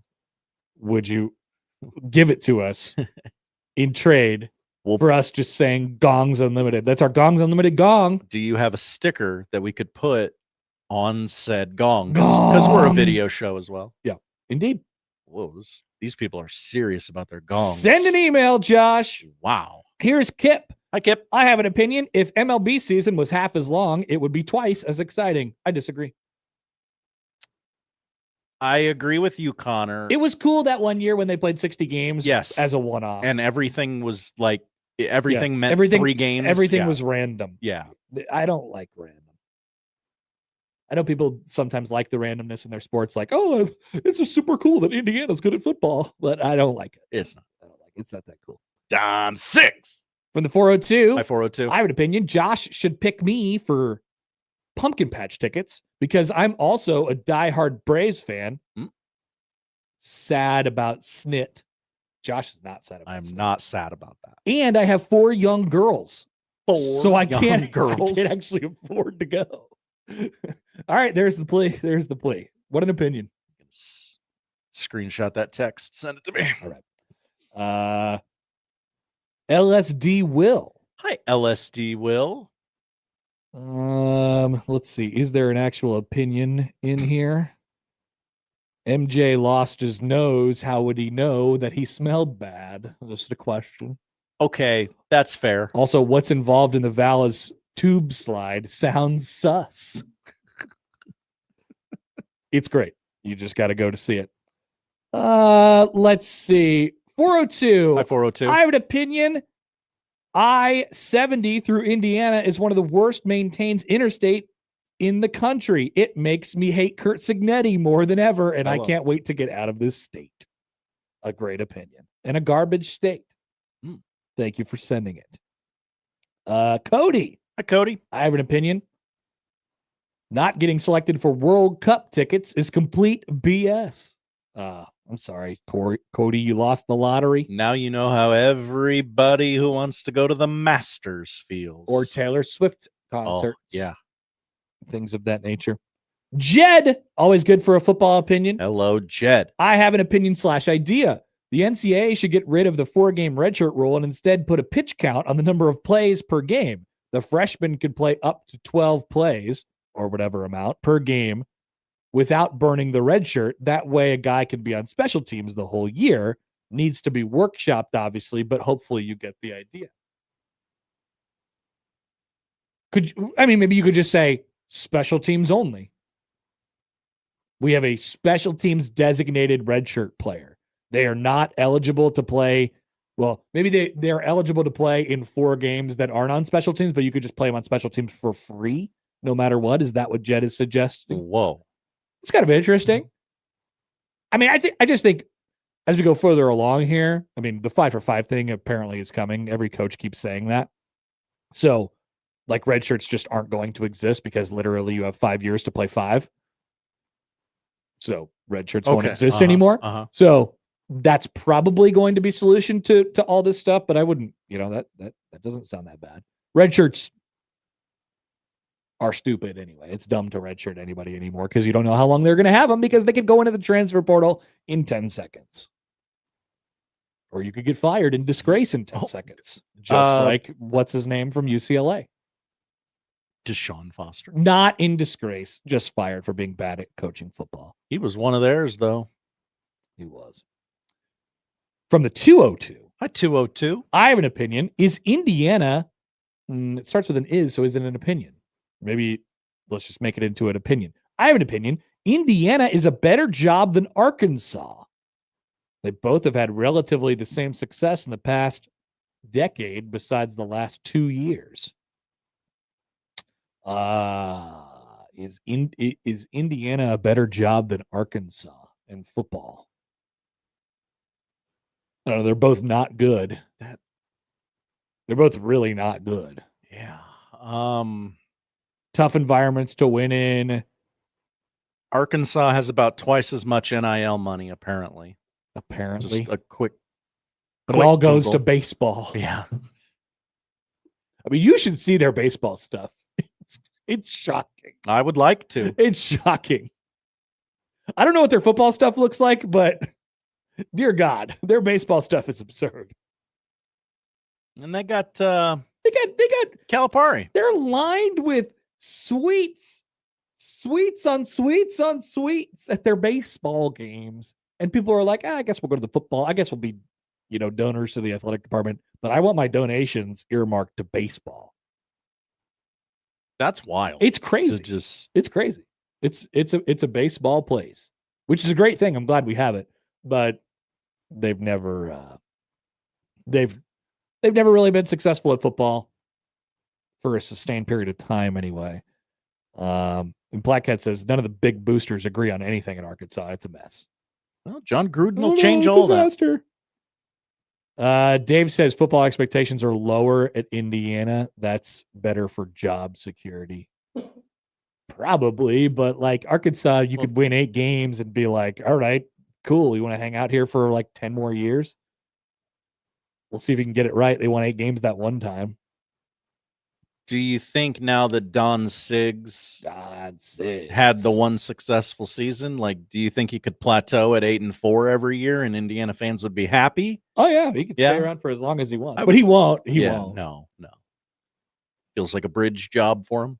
John emails in. Hi, John. I have an opinion. If your job is to bury fiber optic cable, you should be good enough at your job that it doesn't take more than a week to cover one block. A great opinion. Or alternative opinion, get the hell out of my neighborhood. Nobody asked for this. Nobody wants it. Nobody's going to buy it. Stop trying to sell me internet door to door in 2025. They have to install it though, Josh, so they could say it's already installed. It's already installed. It's like, I know you've been working on it for the last month, and it disrupts me. Here's another one from Seth. Hi, Seth. I have an opinion. Queen size bed edition. Matt McMaster and Josh Peterson probably sleep in queen size beds because they have tiny womanly bodies. Whoa! Do you think that that's true? Can't be saying I don't things think they like have that. tiny womanly bodies. Yeah. They're big, strong men.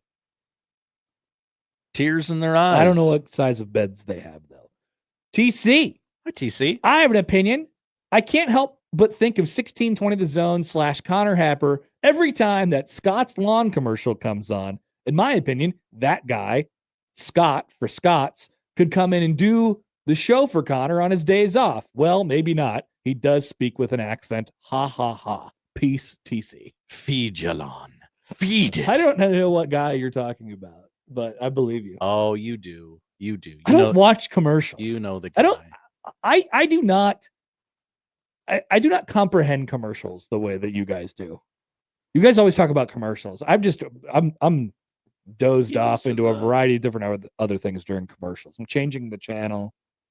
I'm looking at my phone. He was in the Game of Thrones. Oh, Mr. Mountain? No. Oh. No. The guy with the red beard. Yeah. Sure. Every guy with the red beard looks like me. All y'all look alike. That's what they say. Is indeed what he was in Cocaine Bear. You've seen Cocaine Bear. I have seen Cocaine Bear. Wow. I don't remember anything about it. Why are the Scott's Turf Builder commercials on his IMDb page? It's a great credit, Josh. It's a great credit. To be there. Okay. Any other opinions coming in from opinion havers? Yes, we do have one from Headley. Headley. I have an opinion. Dave Fight is not a moron like John on USC said yesterday. John said Dave is a moron. Dave Fight, I co-sign with Headley's opinion. I wonder what it was about. Yeah. I mean, that's a hell of a take, John. That's a bad take, John. Dave does a great job. He's always telling very interesting stories. Thorough, well-researched. Indeed.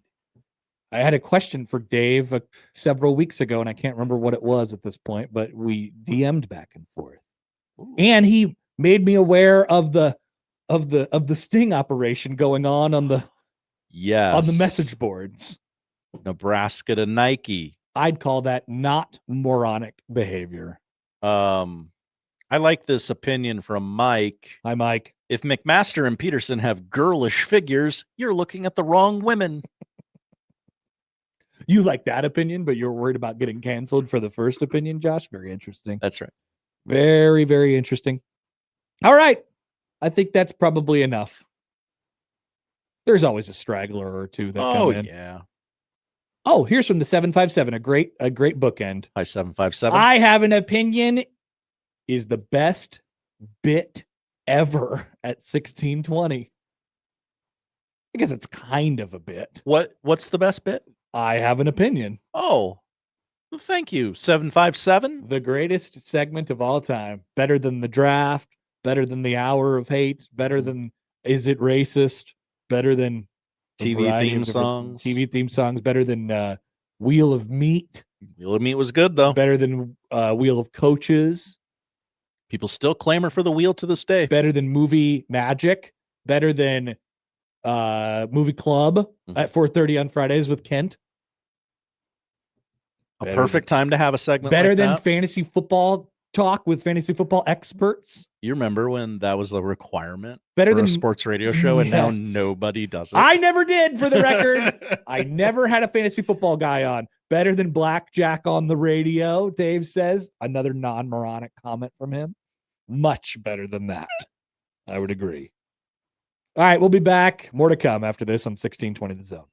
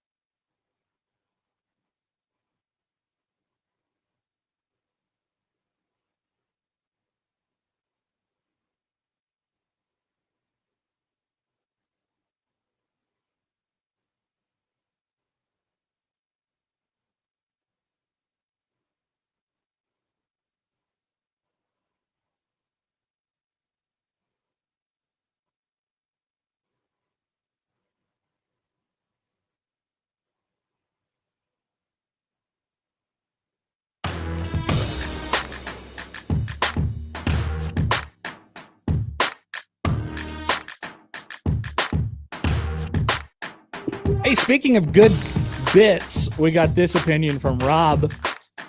Rob Anderson? No, a different one. Just want him to listen. Could you imagine that another guy named Rob? I can actually, but go on. Rob says Situation Alert was one of the greatest show segments on radio. I think it needs to be resurrected.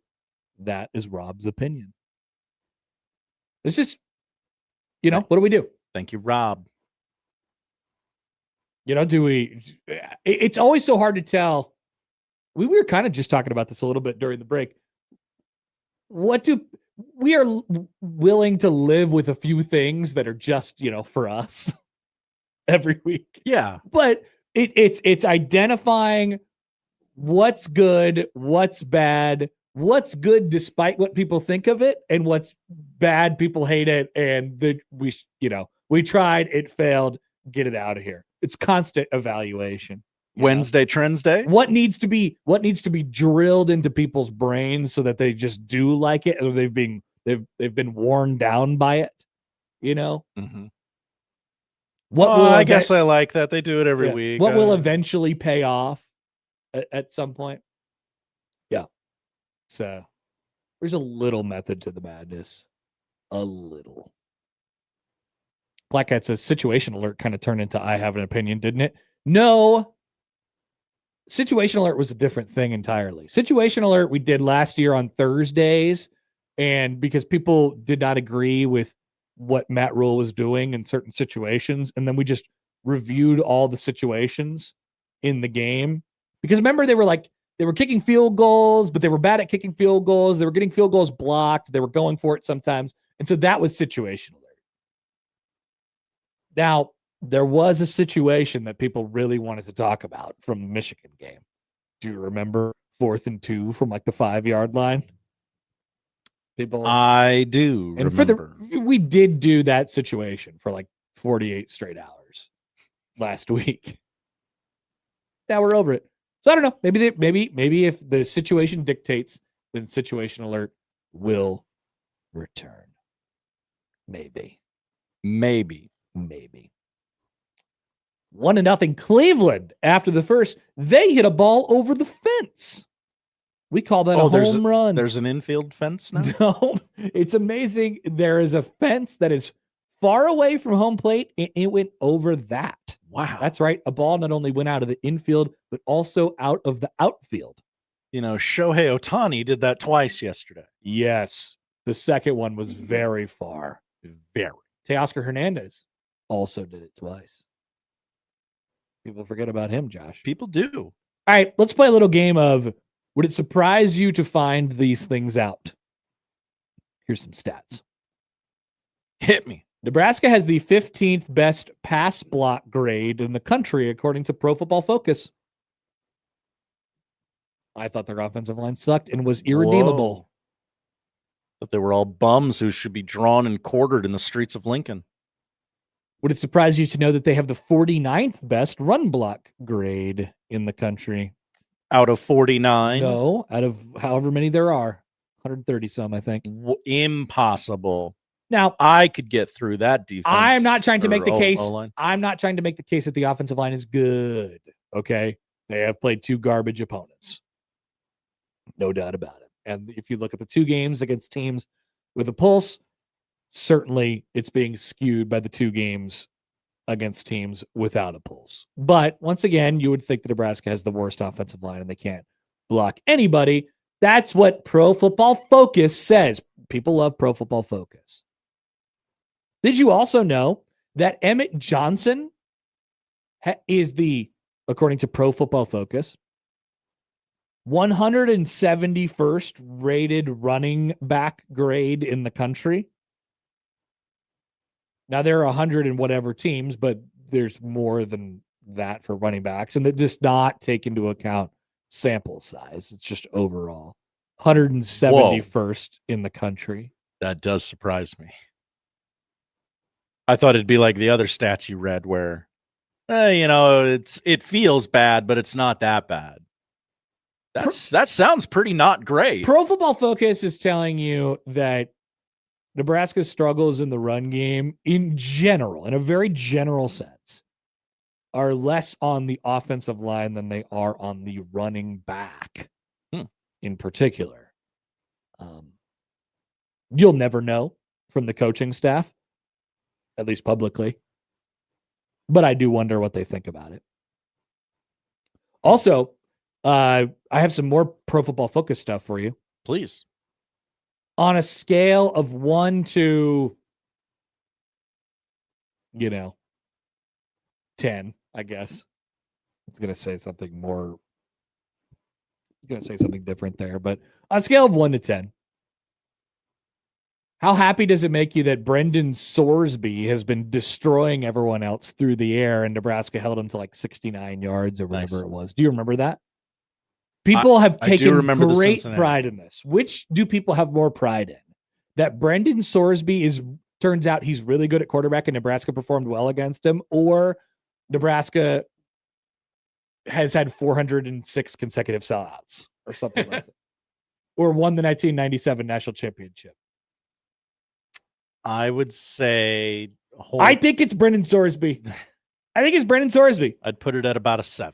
So Sean Callahan asked John Butler yesterday, like, hey, have you seen what Sorsby has done? You know, he gave him the exact stat. He's like, he's thrown for 985 yards and 11 touchdowns since you guys have played him.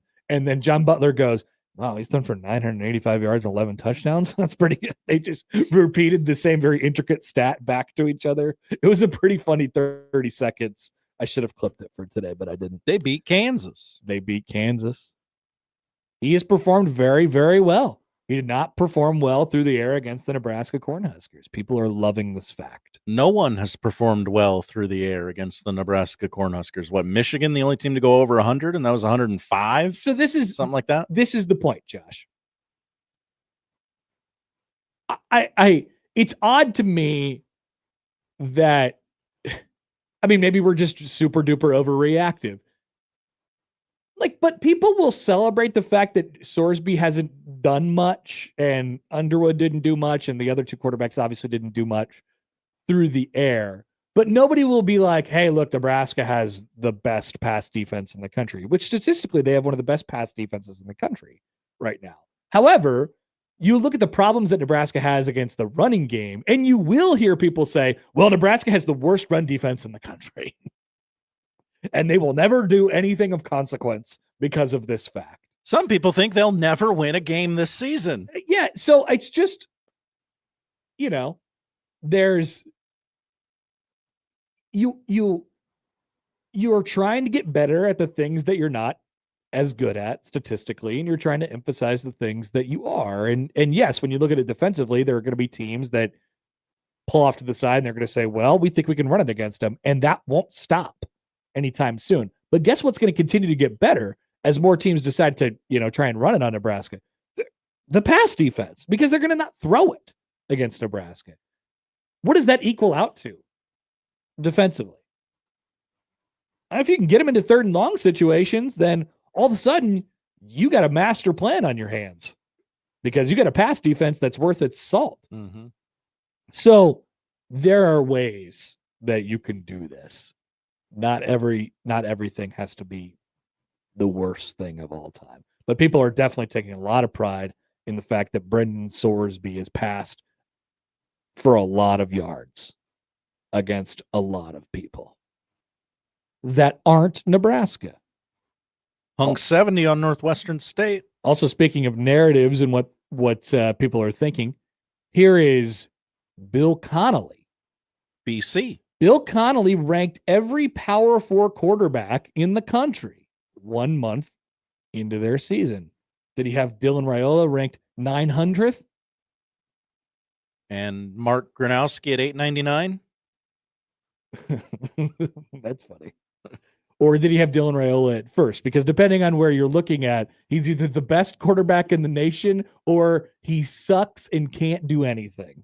We are living in a fantasy land, ladies and gentlemen. Why can't we just accept that Nebraska is a perfectly fine football team? They're in that mushy middle. They are. Why can't we just why can't we just say out loud, Nebraska is pretty good. They're pretty good. Dece. They're dece. They're mid. They're fine. Whatever the word you want to use is, why can't we just say it? Why do they either have to be the best or the worst? I don't know. We got problems around. We can't accept nuance. New walk and talk has just dropped, by the way. Hold on. Just hold that thought for a second. So anyway, Bill Connolly. Oh, yes. I'm sorry. Ranked Dylan Raiola.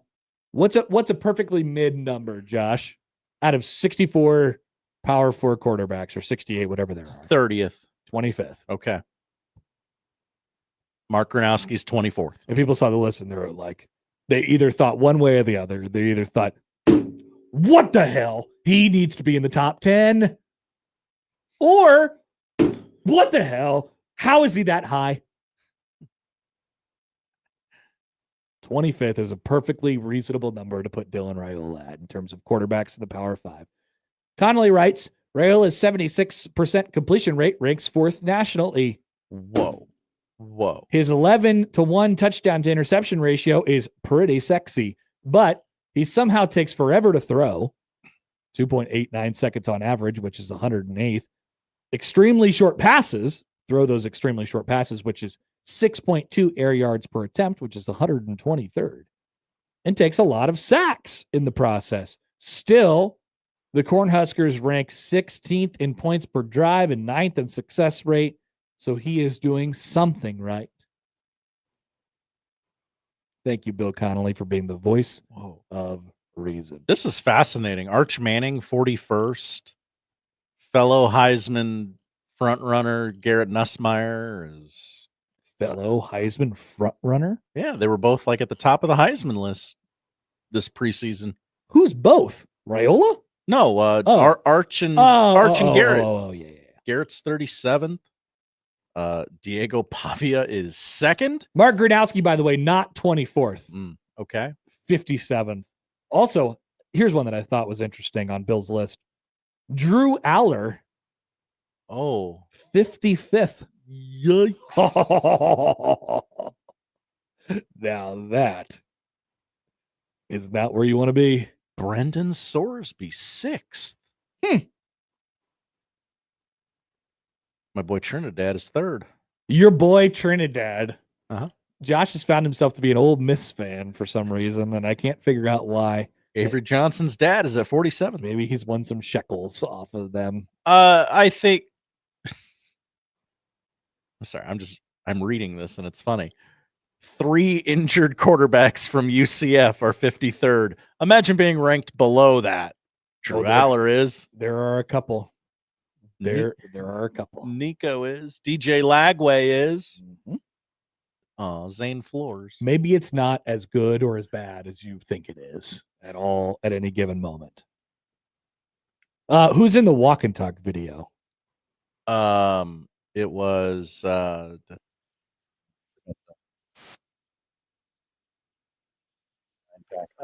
McCullum. Okay.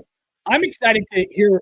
Well, I won't listen to it, but I'm excited to hear what comes out of Matt Rule's podcast this week. Did you hear about his guests on Matt Rule's podcast this week?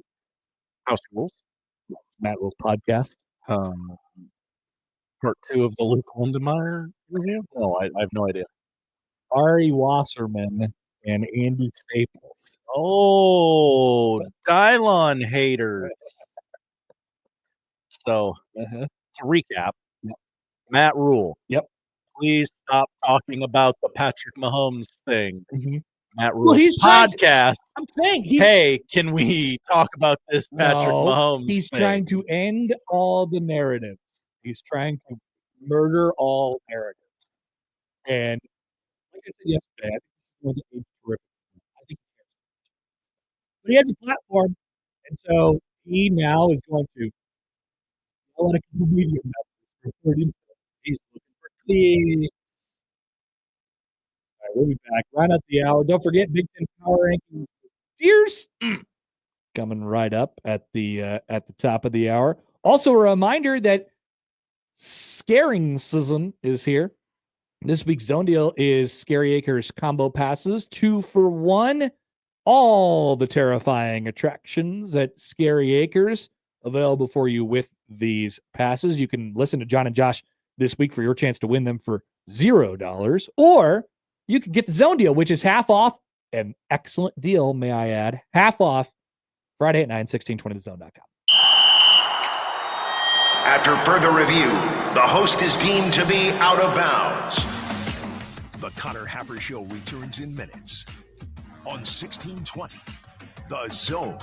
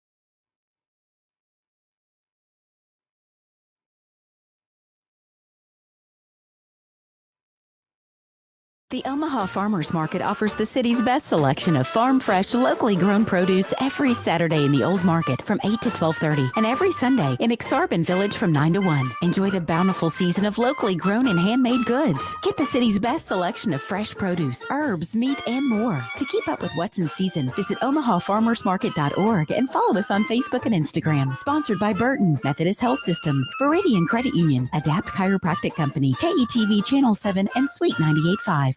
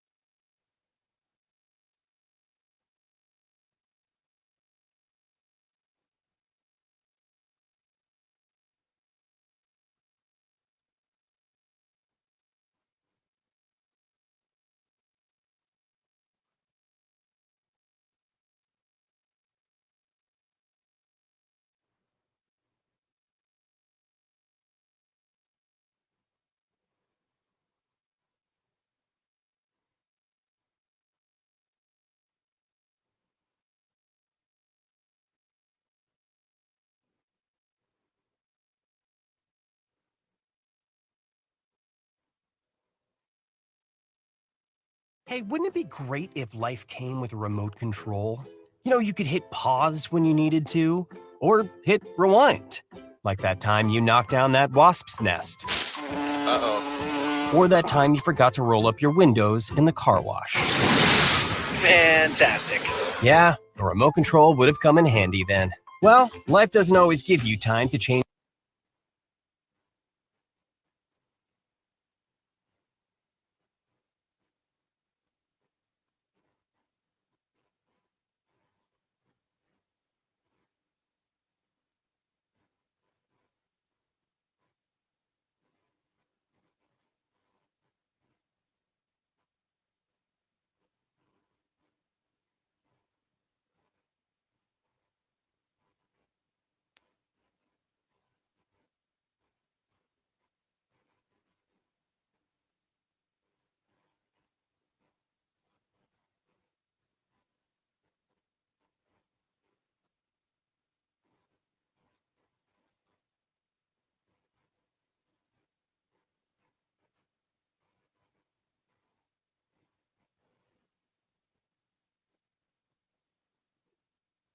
You better get in now, otherwise your chance is going away. Blur tickets Saturday in Lincoln. We want to get you into the ultimate Blur tailgate party.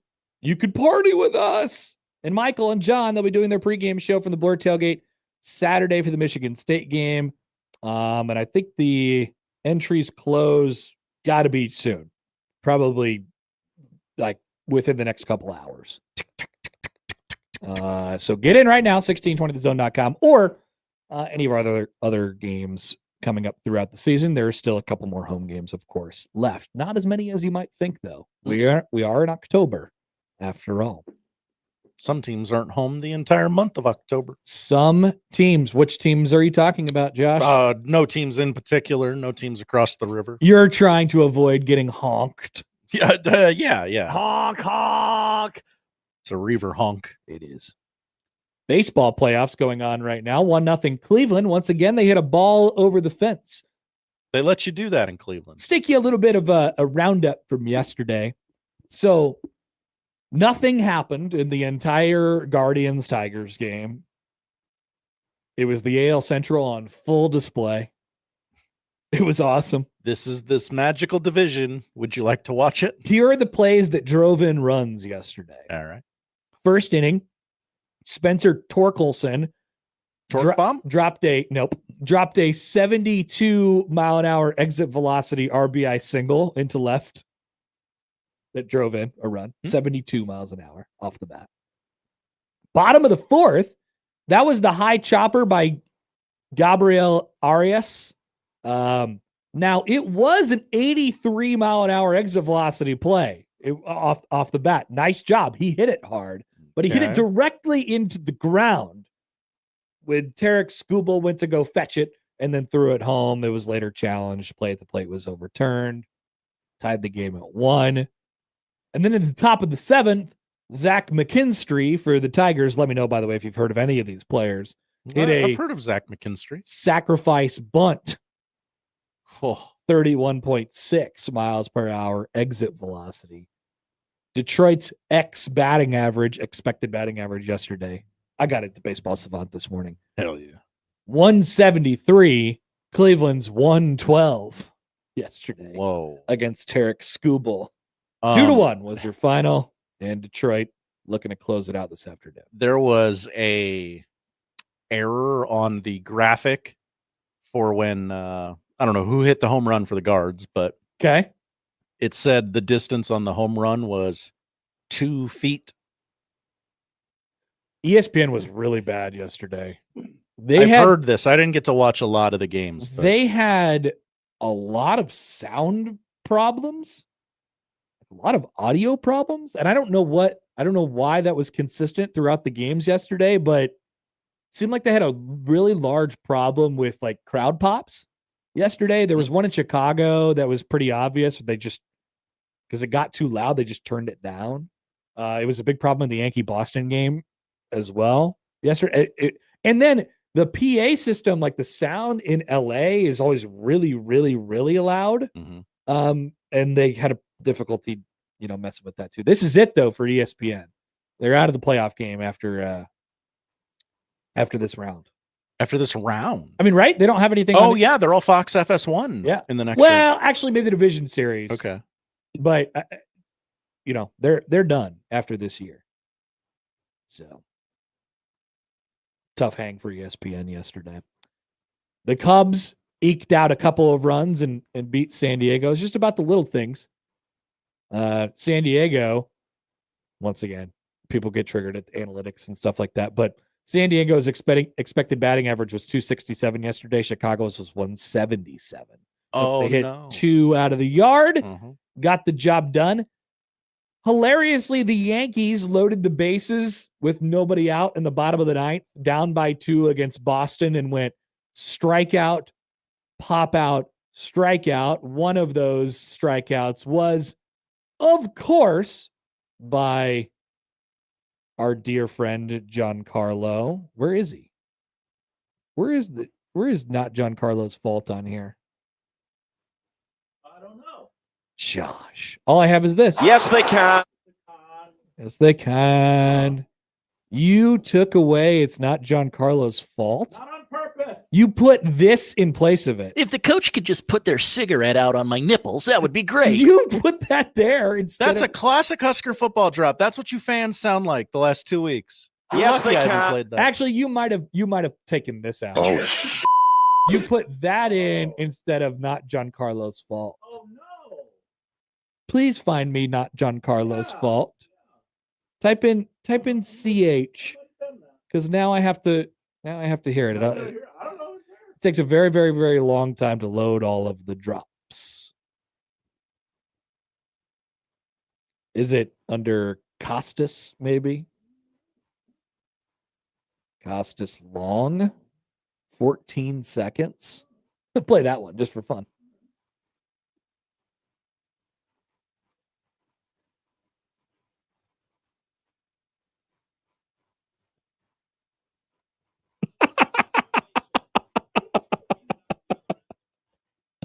What an absolute loser. You are one pathetic loser. No offense. Wow, I don't see him on here. I must have overridden it with bleep. Why would I do that? Well, we're never going to find that again. Unfortunately, a drop has just died. Oh, I got the long version. I can turn it into a short version because we don't need the long version. Yes, anymore. they can. Anyway, Yankees lost. So it's pretty funny. Boston's win probability got all the way down to 51%. They were up by 2 and the bases loaded when nobody was out. And then the Yankees came through. The only thing you can't do in that ballpark, strike out. They did it twice. Connor, no team in postseason history has ever loaded the bases in the bottom of the ninth and not scored. Whoa, is that a stat? Yes, let me read. We go to Opta Stats for this one. I want to get it exactly right because it is an impressive stat. The Yankees are the first team in MLB postseason history to have the bases loaded with nobody out in the bottom of the ninth and not score a run and lose the game. Ouch. Yikes. Think about all the pressure that's on Aroldis Chapman of all people. It's Aroldis Chapman. The narratives were all there. Aroldis Chapman, Mr. I have a history of not being very good in the postseason. He's 37. For the Yankees of all teams. Aroldis Chapman, by the way, has been awesome this year. Nobody's talked about, well, we don't talk about relievers being good on this show, but we especially don't talk about Aroldis Chapman. 1.17 ERA. You get the point. He has not allowed anybody to get on base like this entire year. And then Ohtani hit 2 dongers, and the Dodgers absolutely smoked the Reds. Then Josh tried to chirp me on Twitter and said, "Go Reds." I'll remind you, Josh, there are 2 more at least 1 more baseball game. Probably one. You can look really bad on one night, and then that's true. It only counts as 1, no matter the score. Here are some of our pitchers. Are you ready to hear the names of all of our pitchers today? Hopefully, I know half of them. We'll see. Just give me a grunt if you know them or something. Okay. Casey Mize, Tanner Bybee, Dylan Cease, Andrew Kittredge, Brian Bayo, Carlos Rodon, Zach Littell. Really? Yeah. Surprising. I know ball. Yoshinobu Yamamoto. Okay, so that's like, what, 7 out of 8? There were 2 that I didn't know. You didn't know Brian Bayo or Andrew Kittredge? Correct. Tough look. Just going to have to play more of the show. Yes, play some MLB The Show. Brian Bayo's pretty good on there. I don't know about Andrew Kittredge. Never really run into him on MLB The Show. John writes in on the YouTube. Hi, John. Why do you use grunts and not some other utterance? I don't know. It's just our default. Everybody could say yes or no, but it's an homage to a great bit. John also writes in, "Oh, please talk about Major League Baseball more. #not." What a great not joke. This suit is black knot. I just wish the Giancarlo drop would come back. I see a space right here for it. You're going to have to wait till tomorrow. I just wish that it would come back. If our breaks were longer, I could maybe do it during a break, but we'll get 1:56 coming up on this one. We'll be back. It's time for Big Ten Power Rankings with Tiers. After this on 1620 The Zone.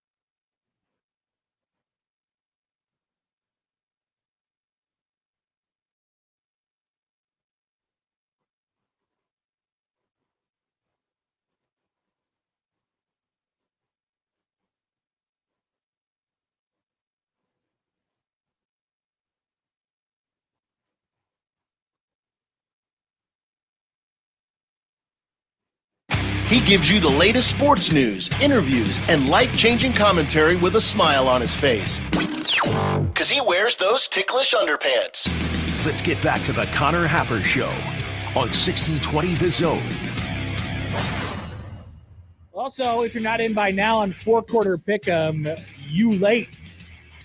But we'll still accept your picks just in case you get them all right and you're the first to do so. Four-quarter pick'em is officially open for the week. Get your picks now. Get a piece of the prize. There's some wild picking going on in this building. I believe I am in last. Whoa. If I'm not mistaken from the website link I was sent the other day. There is a game on Monday night between the Jacksonville Jaguars and the Kansas City Chiefs. Yeah. Oh, is this the week we decided to do the heavy favorites week? What are the games this week? It might be. John and Nick picked the Jaguars to win the football game outright. They're Chiefs hating. Interesting. Let's see what the games are. Well, only one person has got their picks in. Oh, no, 3 have. Yeah. Josh is one of them. That's good. Alabama, Vanderbilt, Boise State, Notre Dame, Miami, Florida State, Kansas, UCF, Michigan State, Nebraska, Raiders, Colts, Broncos, Eagles, Bucks, Seahawks, Commanders, Chargers, Chiefs, Jags.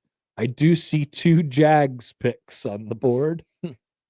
Well, Josh, I mean, I don't know that I would do it. I don't know that I would say it, but I don't think it's a far-fetched universe that the Jags win the game. It's the NFL. And it's not like, oh, it's just the NFL. You know, that's crazier things have happened. No. I think the Jags are kind of good. Sue me. I need a larger sample size. Josh goes with what he knows. Mm-hmm. Is anybody picking Vandy to beat Alabama? Not so far. No. Not on the list. Okay.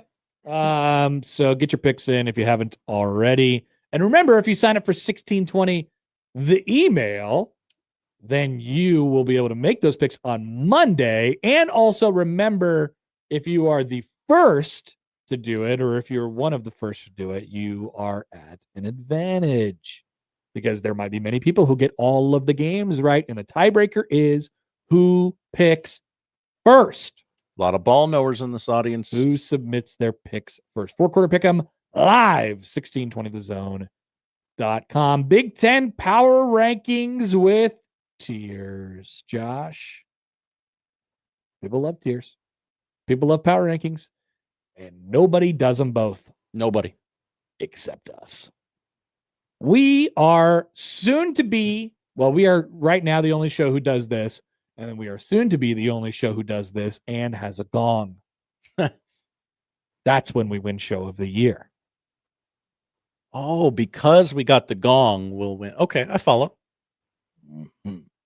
We're going to get the gong. We will have a gong. We're just stacking days right now. Top tier in the Big Ten, we're down to 2. 2 tiers? 2 teams in the top tier. Oh, I'm sorry. 2 teams in the top tier. Phew. Penn State has been ejected. Excommunicado. Goodbye, Penn State. We're down to Ohio State and Oregon. Ohio State beat Washington 24-6. They haven't done anything terribly impressive this year. But, you know, they did win the national championship last year, and they've passed every test so far this year, so nice job by them.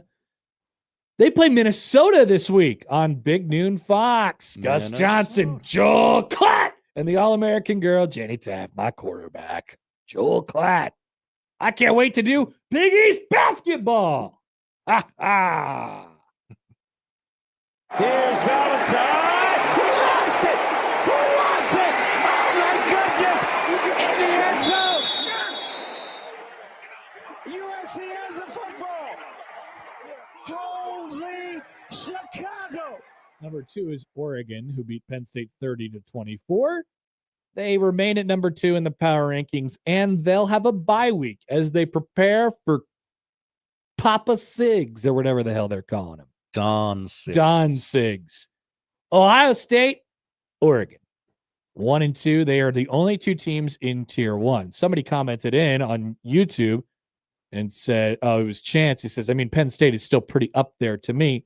I agree, but the tiers don't. The power rankings agree. The tiers do not. Sam McEwen was on our show yesterday Monday, and he said, I would say that Indiana might be better than Penn State right now. Would Connor Happer's power rankings say the same? No. Okay. Penn State is still 3 as they were last week, but they get cut off from tier 1. They are now in a newly created, it's basically tier 1B. Like, people say Gen Z B. Mm-hmm. It's basically tier 1B. There's no shame in being tier 1B. Tier 1B is totally fine, but I will say that there is possibly only one playoff spot for all of these teams. It could be, think about this. 3-team league now? As we head into October, depending on how it turns out with these 3 teams that I'm about to mention, we could be barreling toward 3 playoff teams in the Big Ten. We'll see. It's early, but here are your contenders at the moment. Penn State, who lost to Oregon 30-24, they will make the horrible, horrific cross-country trek to UCLA this weekend. Ooh. They're going to be okay from a football perspective. It's just a long plane ride. That's all. Hopefully James Franklin gets his airport. Number 4, Indiana beat Iowa 20-15. They're idle this week as they prepare for Oregon next week. Indiana in the mix, obviously, for one of those playoff spots at the moment. If you ended it right now, they would be in. And then there's Michigan at number 5. 1 loss to Oklahoma, working their way back into the conversation. Nice win on the road against Nebraska. Had a bye week last week. They get Wisconsin this week. Their schedule's pretty light, for the record. Michigan comes in at number 5, and they are the final team in tier 1B. And then there's the old the artist formerly known as like top of the middle, the big jumbled mess. Here's big jumbled mess. One old jumbled flaw-filled mess, starting at 6 and going through number 13. Number 6, Washington, who lost to Ohio State 24-6. They are number 6. They're at Maryland this week. Important game for the record. Number 7, Nebraska. They go up a spot in this week's power rankings because of their bye. Nice job, Nebraska. Hey, all right. They'll get Michigan State this weekend. Number 8, USC lost to Illinois 34-32. They're down a spot. They're off this week. Number 9 is Illinois. They beat USC. Why are they number 9? Connor, this is disgusting behavior. You're basically an AP voter. I was going to say classic AP poll behavior. They go to Purdue this week. Number 10 is Maryland. They stay even in the rankings. They play Washington this week. Number 11 is Iowa. 2 losses already, just 1 in the conference. Do we think more positively of Iowa after their only 1-score loss to Indiana? I kind of do think positively about Iowa the last 2 weeks. Maybe. Have you thought about how their quarterback has cankles? I have not. I also have not really seen the evidence. It's painfully obvious, Josh. Take a look at Mark Gronowski. Okay. Next time you see him. I'm going to really watch that next time I watch Iowa. He might not play. I don't know what his deal is. Is he healthy? I'm not sure. But look at his cankles when he plays. I don't know about him in real life, but he must have like he's one of those guys, everybody knows a guy like this who's just hurt all the time. Mm-hmm. He must be one of those guys because he must have like 6 ankle braces on. Classic football guy. And he wears like the high top Jordan cleats too, and so it just puffs out. So it looks like he has cankles. Is this something I can Google? I don't know. You just need a full shot of Mark Gronowski, and you'd be able to see it. I don't know if he's going to play this week, though. Iowa is number 11. Minnesota is number 12 after beating Rutgers 31-28. Of course, they go to Ohio State, the Ohio State this weekend. And Michigan State is number 13 after their bye week. They are still in the same spot. They go to Nebraska. Here's a tier called Need to Schedule More Group of Fives and FCS Teams. Oh, no. Because the losses are about to happen for number 14, Rutgers. Number 15, Wisconsin. number 16, Purdue, and number 17, Northwestern. Yeah. And then there's a tier called Dear God, and that's just UCLA. Dear God. They lost to Northwestern. Yep. And now they play Penn State. Yep. Tricky. All right, so here's something that I want to start this week in Big Ten Power Rankings with tiers. The middle tracker. Middle, like a fastball, middle. Middle versus middle. Oh. How are middle teams doing versus middle teams? Okay, that's actually very clever of you. Good job. The middle tracker. Here's what we have in the books so far. I'm going to call this a middle game, even though if you listen to my tiers, it's not, because Michigan is in tier 1B. But the middle tracker. Michigan 30, Nebraska 27. Indiana 63, Illinois 10. USC 45, Michigan State 31. Maryland 27, Wisconsin 10. Wisconsin might not be a middle team. Indiana 20, Iowa 15. Indiana might not be a middle team. Illinois 34, USC 32. Middle trackers this week. We'll be watching Michigan State at Nebraska, Wisconsin at Michigan, and Washington at Maryland. Those who are interested in middle games will be checking out some of them things this weekend. Those are the games you're going to have to win if you want to do big things, right? 100%. Yeah. That'll decide who gets to be at the top. So a note. None of Northwestern, Purdue, Wisconsin, UCLA, Rutgers, so that's the bottom of the league, has beaten anyone outside of their tier. Okay. There are 2 chances for that to happen this week. Whoa. Purdue against Illinois. You tell me.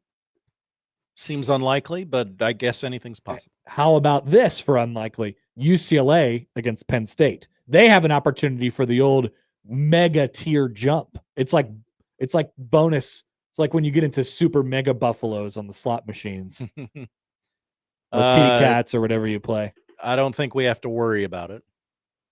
I don't think so either. But you should get triple points if they do it.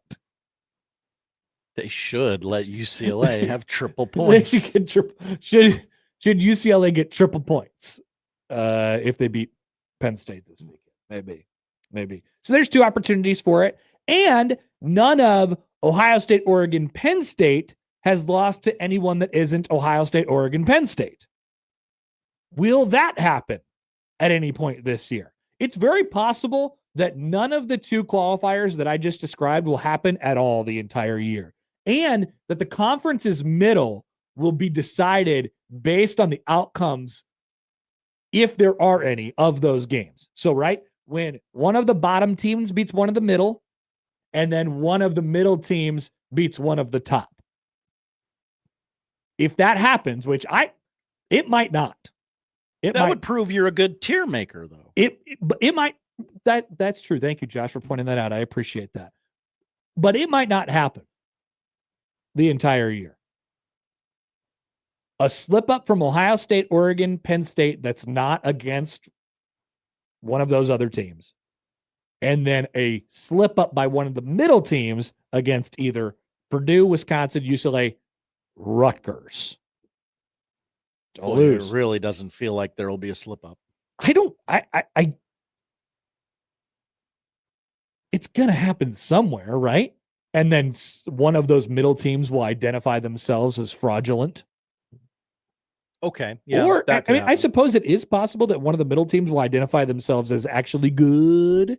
I mean, the prime opportunity we have is next week. Indiana, Oregon.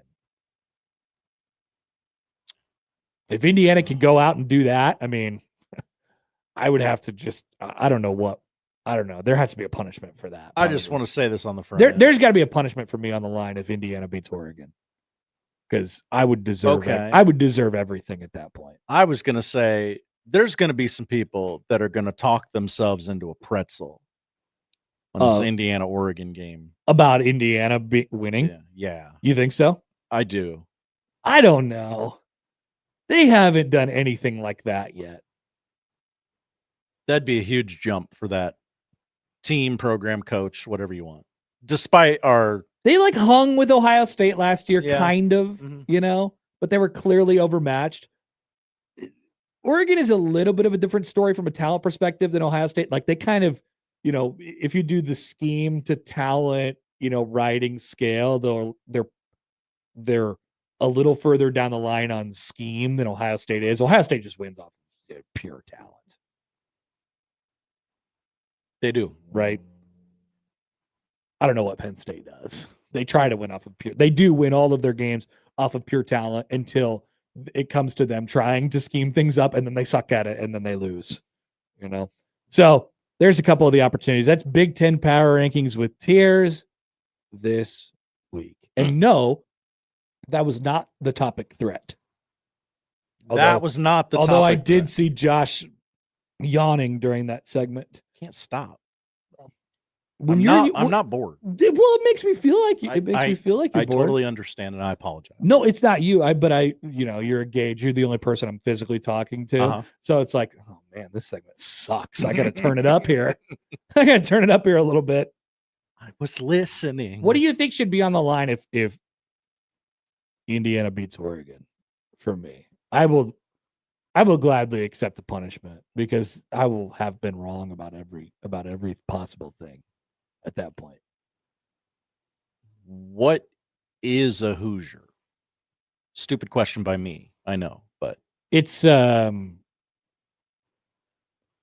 made a big deal about this several weeks. Isn't it a horse or something? That's what I was thinking. Yeah. What is a Hoosier? Yeah, they have a mascot that they just reintroduced, right? It's a horse or something like that.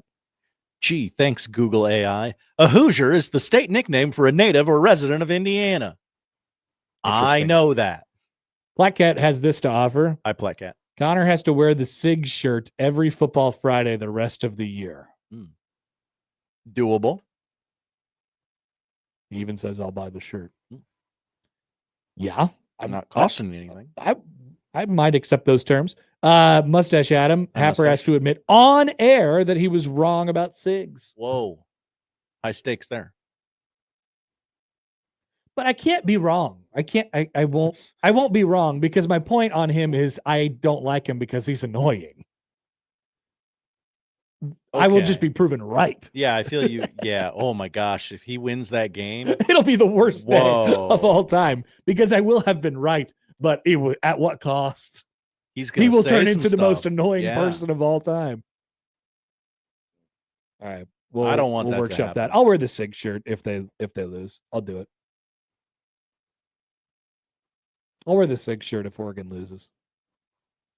It's a big man. Thank you, Josh. We'll be back.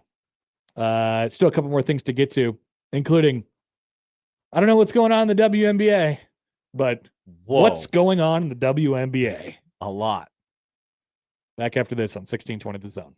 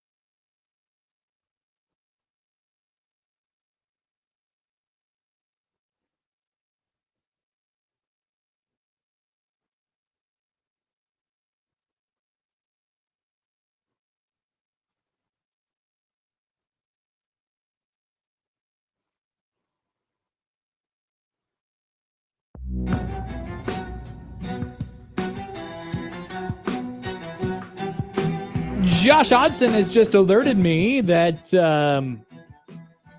a new weekly bit that we like to do on the show, which is, of course, play Gus Johnson's Got It Rap of the Week, has dropped. In fact, it dropped yesterday.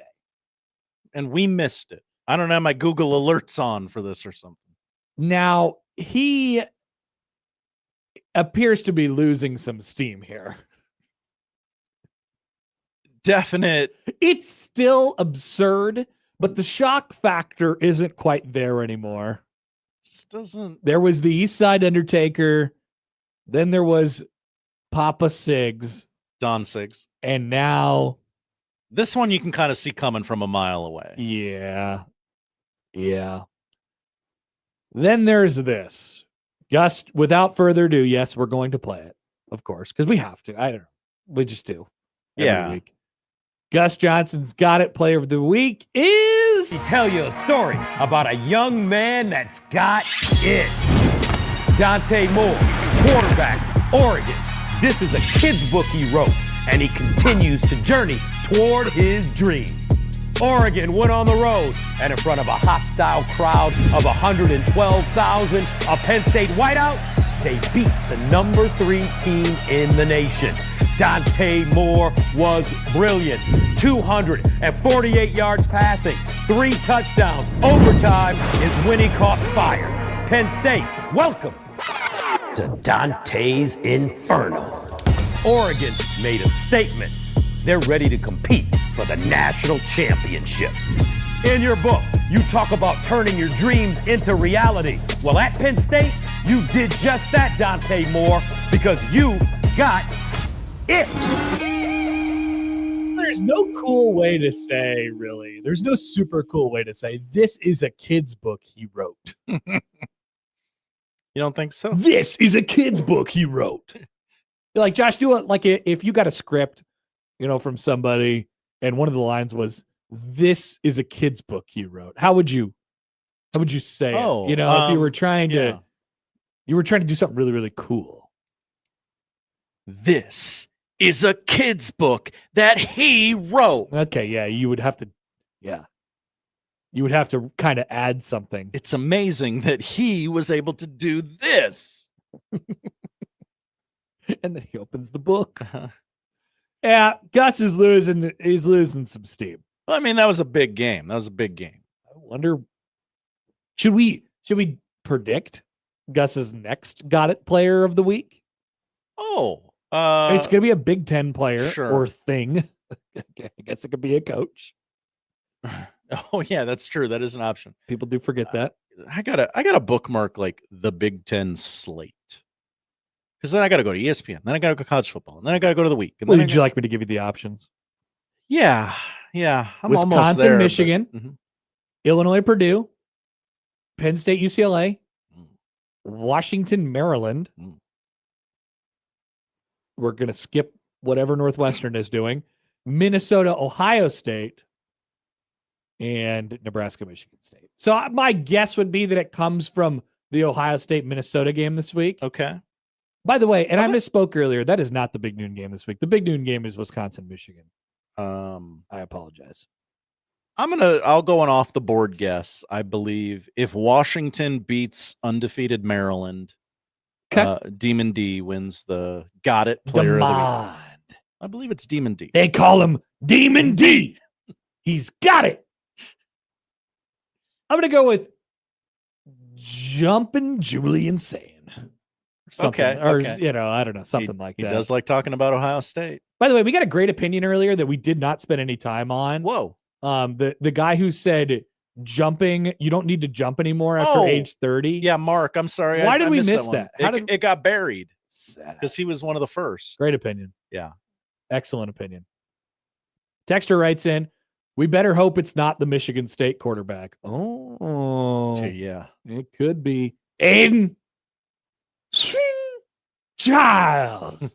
Aiden Childs, please. Okay, that's better than mine. I was going to say he didn't play like a child. He played like a man. Aiden Childs, please, child. Coop writes in. Hi, Coop. Gus Johnson voice, this week's player of the week, Ja'Cory Barney, the dinosaur. The purple dinosaur. Look at him. He's big. He knows the alphabet. And he's scoring touchdowns with his big friend, Big Bird, Dylan Raiola. He's a big bird. I love you. You love me. We're all one big happy family. His quarterback was asked to dress like a dinosaur by local media members. That's why Ja'Cory Barney is our dinosaur of the week. Wait a minute. They're okay with turning back the clock in Nebraska because they're living in the past. Maybe it is Jacoby Blarney this weekend. Would love for that to be an option. I am disappointed that my nickname for him last year didn't really catch on. And instead we're on Jacoby Blarney. Well, remember my name for him last year? The Rubber Man. He's made of rubber. Oh, yes. Didn't really catch. It did not. For some reason. All right, here we go. This is not the Caitlin Clark thing. I want to be crystal clear about this. It doesn't actually even involve her. For once. And I'd like to be very clear here. I don't know what's going on in this league. I don't. But you're going to comment on it. Kind of. I'm going to comment on something that I saw yesterday. And I'll tell you what that comment is. So Nafisa Collier, who's injured because she mentioned that she hobbled in. She was out of breath during the first minute of her statement yesterday. Gave a 4+ minute statement and about how the commissioner of the WNBA, Kathy, is very bad. She's very, very bad. She recounted personal conversations with Kathy, the commissioner, about how,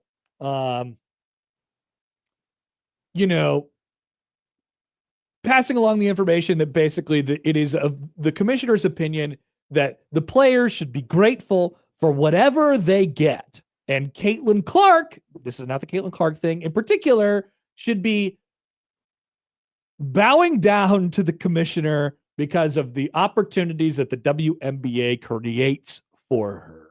She should be thanking the WNBA for her extra $16 million in not WNBA salary, because the only reason that she is able to make that money is because the platform that is the WNBA. It's afforded her everything.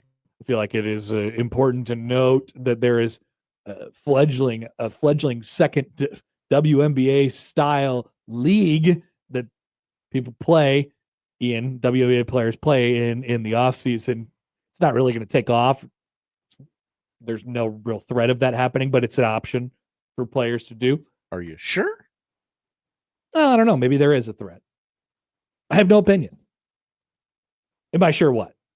Am I sure it's not going to take off? That fledgling little league isn't going to get a lot of players? Here's what's going to happen. If one of the league's best players says these things about the commissioner, something serious is going on.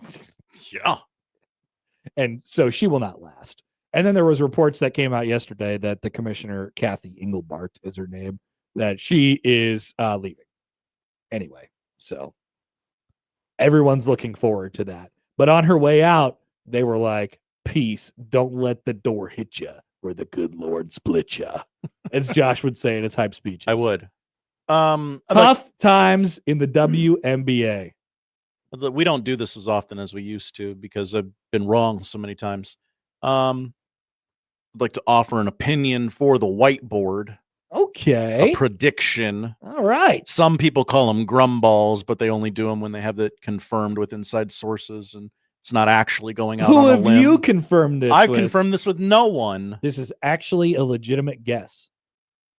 No WNBA season in 2026.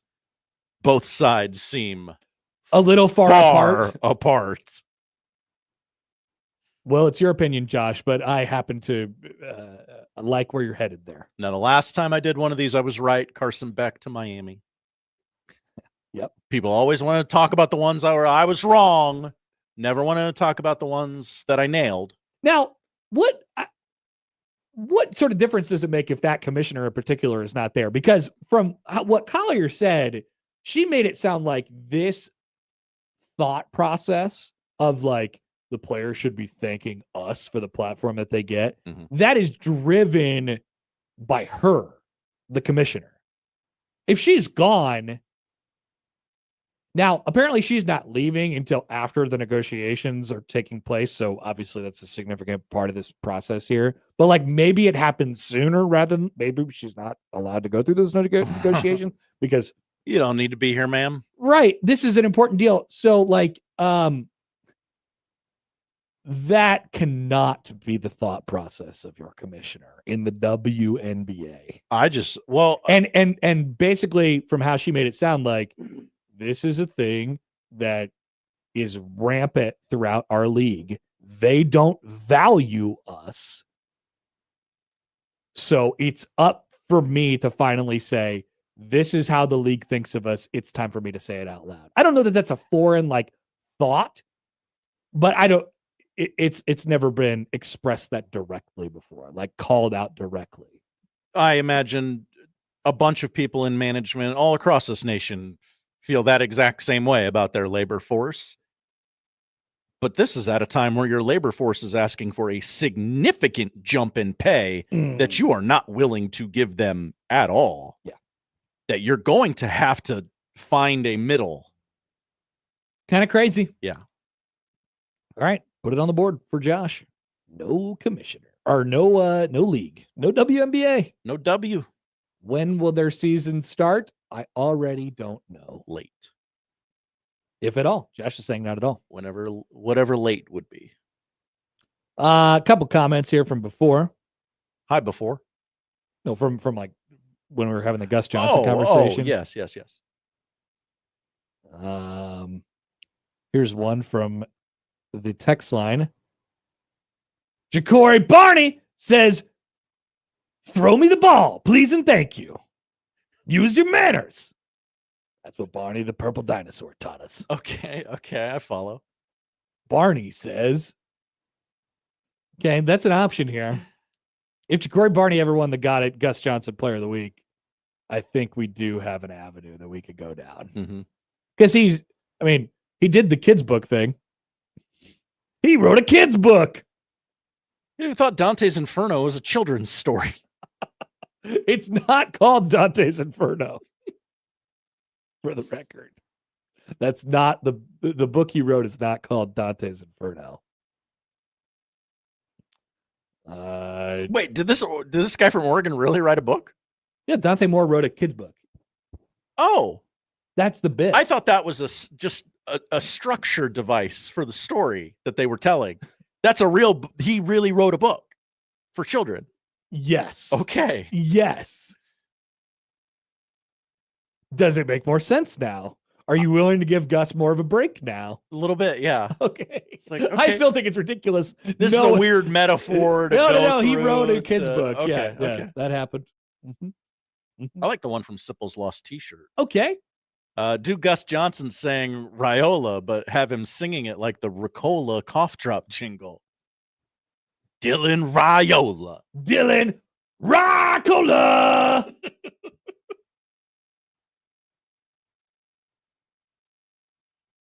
I don't know if Ricola is a sponsor of the Big Ten Conference. They could be. They could be. With that. We know who is, though. Venmo. Thank you, Venmo. I appreciate your great support. Who's the jerky sponsor? Old Trapper? Old Trapper. Oh, he's got to call someone Old Trapper. If I had it my way, I'm Gus Johnson. If I had it my way, it'd be sponsored by Grizzly. Long cut. Actually, Kodiak. That's, some people have said that that's what Gus is on. Gus is rocking. Really? Back in the day, I don't know if I told this story on air on these airwaves before. Gus's making the rounds at media days, and he sat down and did an interview with us, and we went to take a picture, and Gus had his can of chew out on the table. Whoa. And which is cool, like whatever. Some people do spitters while they're on the air with people. Some of those people are head coaches somewhere. Yeah. Who's to say where? Who's to say where? But Gus, like, ever so smoothly covered it up, his can, as the photo was being taken, and then very smoothly, like, shoved it off the table and then, like, quietly into his pocket. I do feel like in his younger days, Gus was a smooth operator. Yeah. Oh, yeah. Okay. Gus had game. How old is he now? I don't know. He's got to be in his 50s, right? 50s? I would think so. He was born in 1967 or 1968. One of those two. Putting him at 57 or 58. All right. Why we don't know, I don't know. Well, maybe he's told people different things. All right. Let's take a break. Let's get to the polls, and we'll tell you what to watch. Glad we could comment on the WNBA on this show. People were clamoring We for it. know a bunch. And Josh even had a prediction to go along with it. Yeah, I'll write that on during the break. You'll tell the people about Underdog, and we'll do the poll questions. I will tell the people about Underdog. I'll do that starting right now. Football season is in full swing, and Underdog is the best place to get in on all the action. You can make picks and win money right now in the state of Nebraska. Gus Johnson would say, right now in the state of Nebraska. You could do it. Playing on Underdog is easy. Just pick whether your favorite players will go higher or lower on stats like rushing yards, receptions, touchdowns, or more. You can get your picks right and win up to 5,000 times your cash. You cannot get paid out in sandwiches, but you can turn the money into sandwiches if you like. And you have many opportunities to do so on Underdog. Download the app today. Sign up with the promo code HAPPER1620 to score $100 in bonus funds when you play your first $5. That's promo code HAPPER1620. Underdog. Make picks. Win money. Must be 19 plus and present in Nebraska. Terms apply. See assets.underdogfantasy.com/web/play and get terms _DFS_.html for details. Concerned with your play, call 1-800-GAMBLER or visit www.ncpgambling.org.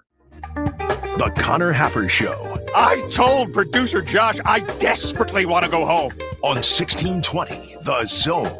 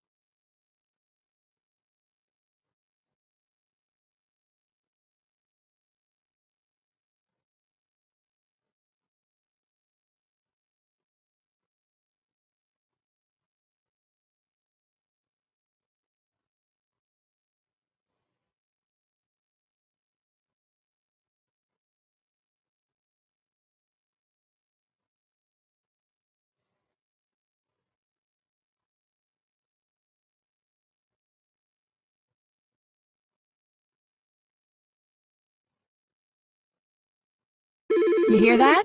That's the sound of your business losing money. Legacy phone systems weren't built for today's teams. Quo, formerly OpenPhone, gives your business a smarter way to stay connected. Quo lets you manage calls, texts, voicemail, and contacts all in one place so that you can deliver a seamless customer experience from ring to...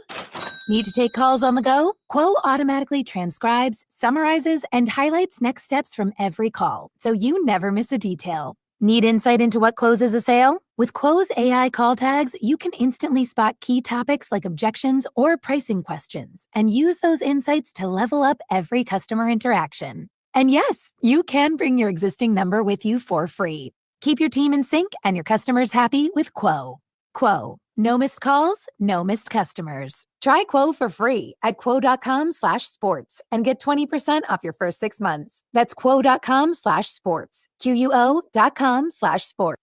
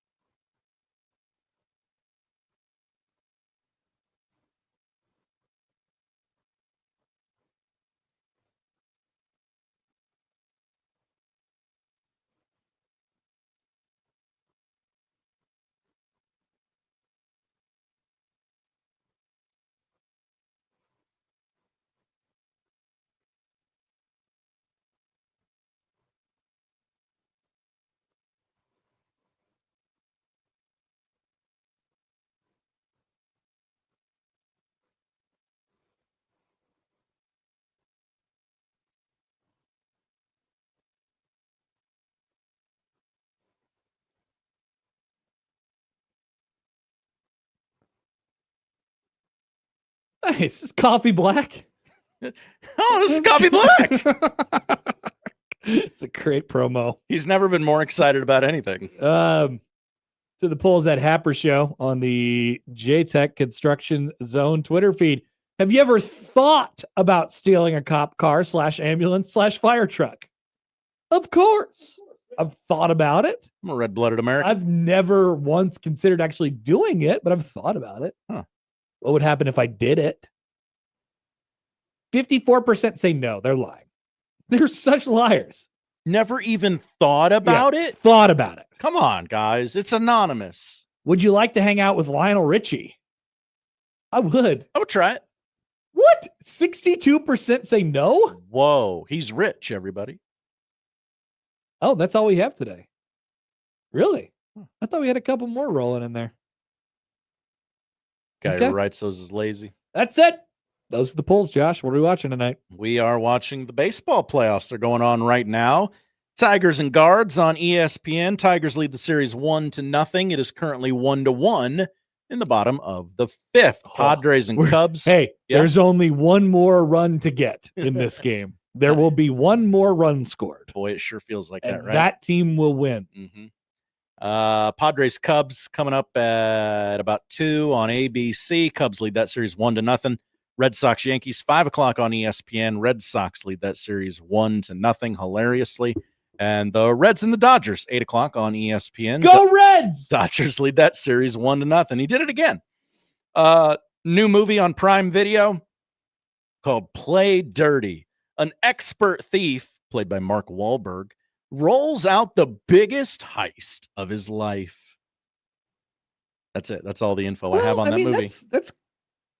That's pretty good. Yeah. It's a good hook. Yeah. Mark Wahlberg does a heist. Yeah. Probably getting a crew together. I'm in. Whose guy we taking? And finally, 7 o'clock on ABC tonight, the season 2 premiere of Shifting Gears, starring Tim Allen. Matt wrestles with his feelings for Eve, whatever that means. Home Improvements, Patricia Richardson, Richard Karn, and Debbie Dunning guest star. It's a home improvement reunion on Shifting Gears tonight, just ahead of tomorrow's Grunt the Slate. Whoa. Thank you, Tim. Okay. We'll get to that tomorrow. What's it going to be? Thank you, Josh. Thank you, Connor. That's what we're watching tonight. That's the show. If you missed anything, 1620thezone.com is where you can find it. The crossovers coming up next.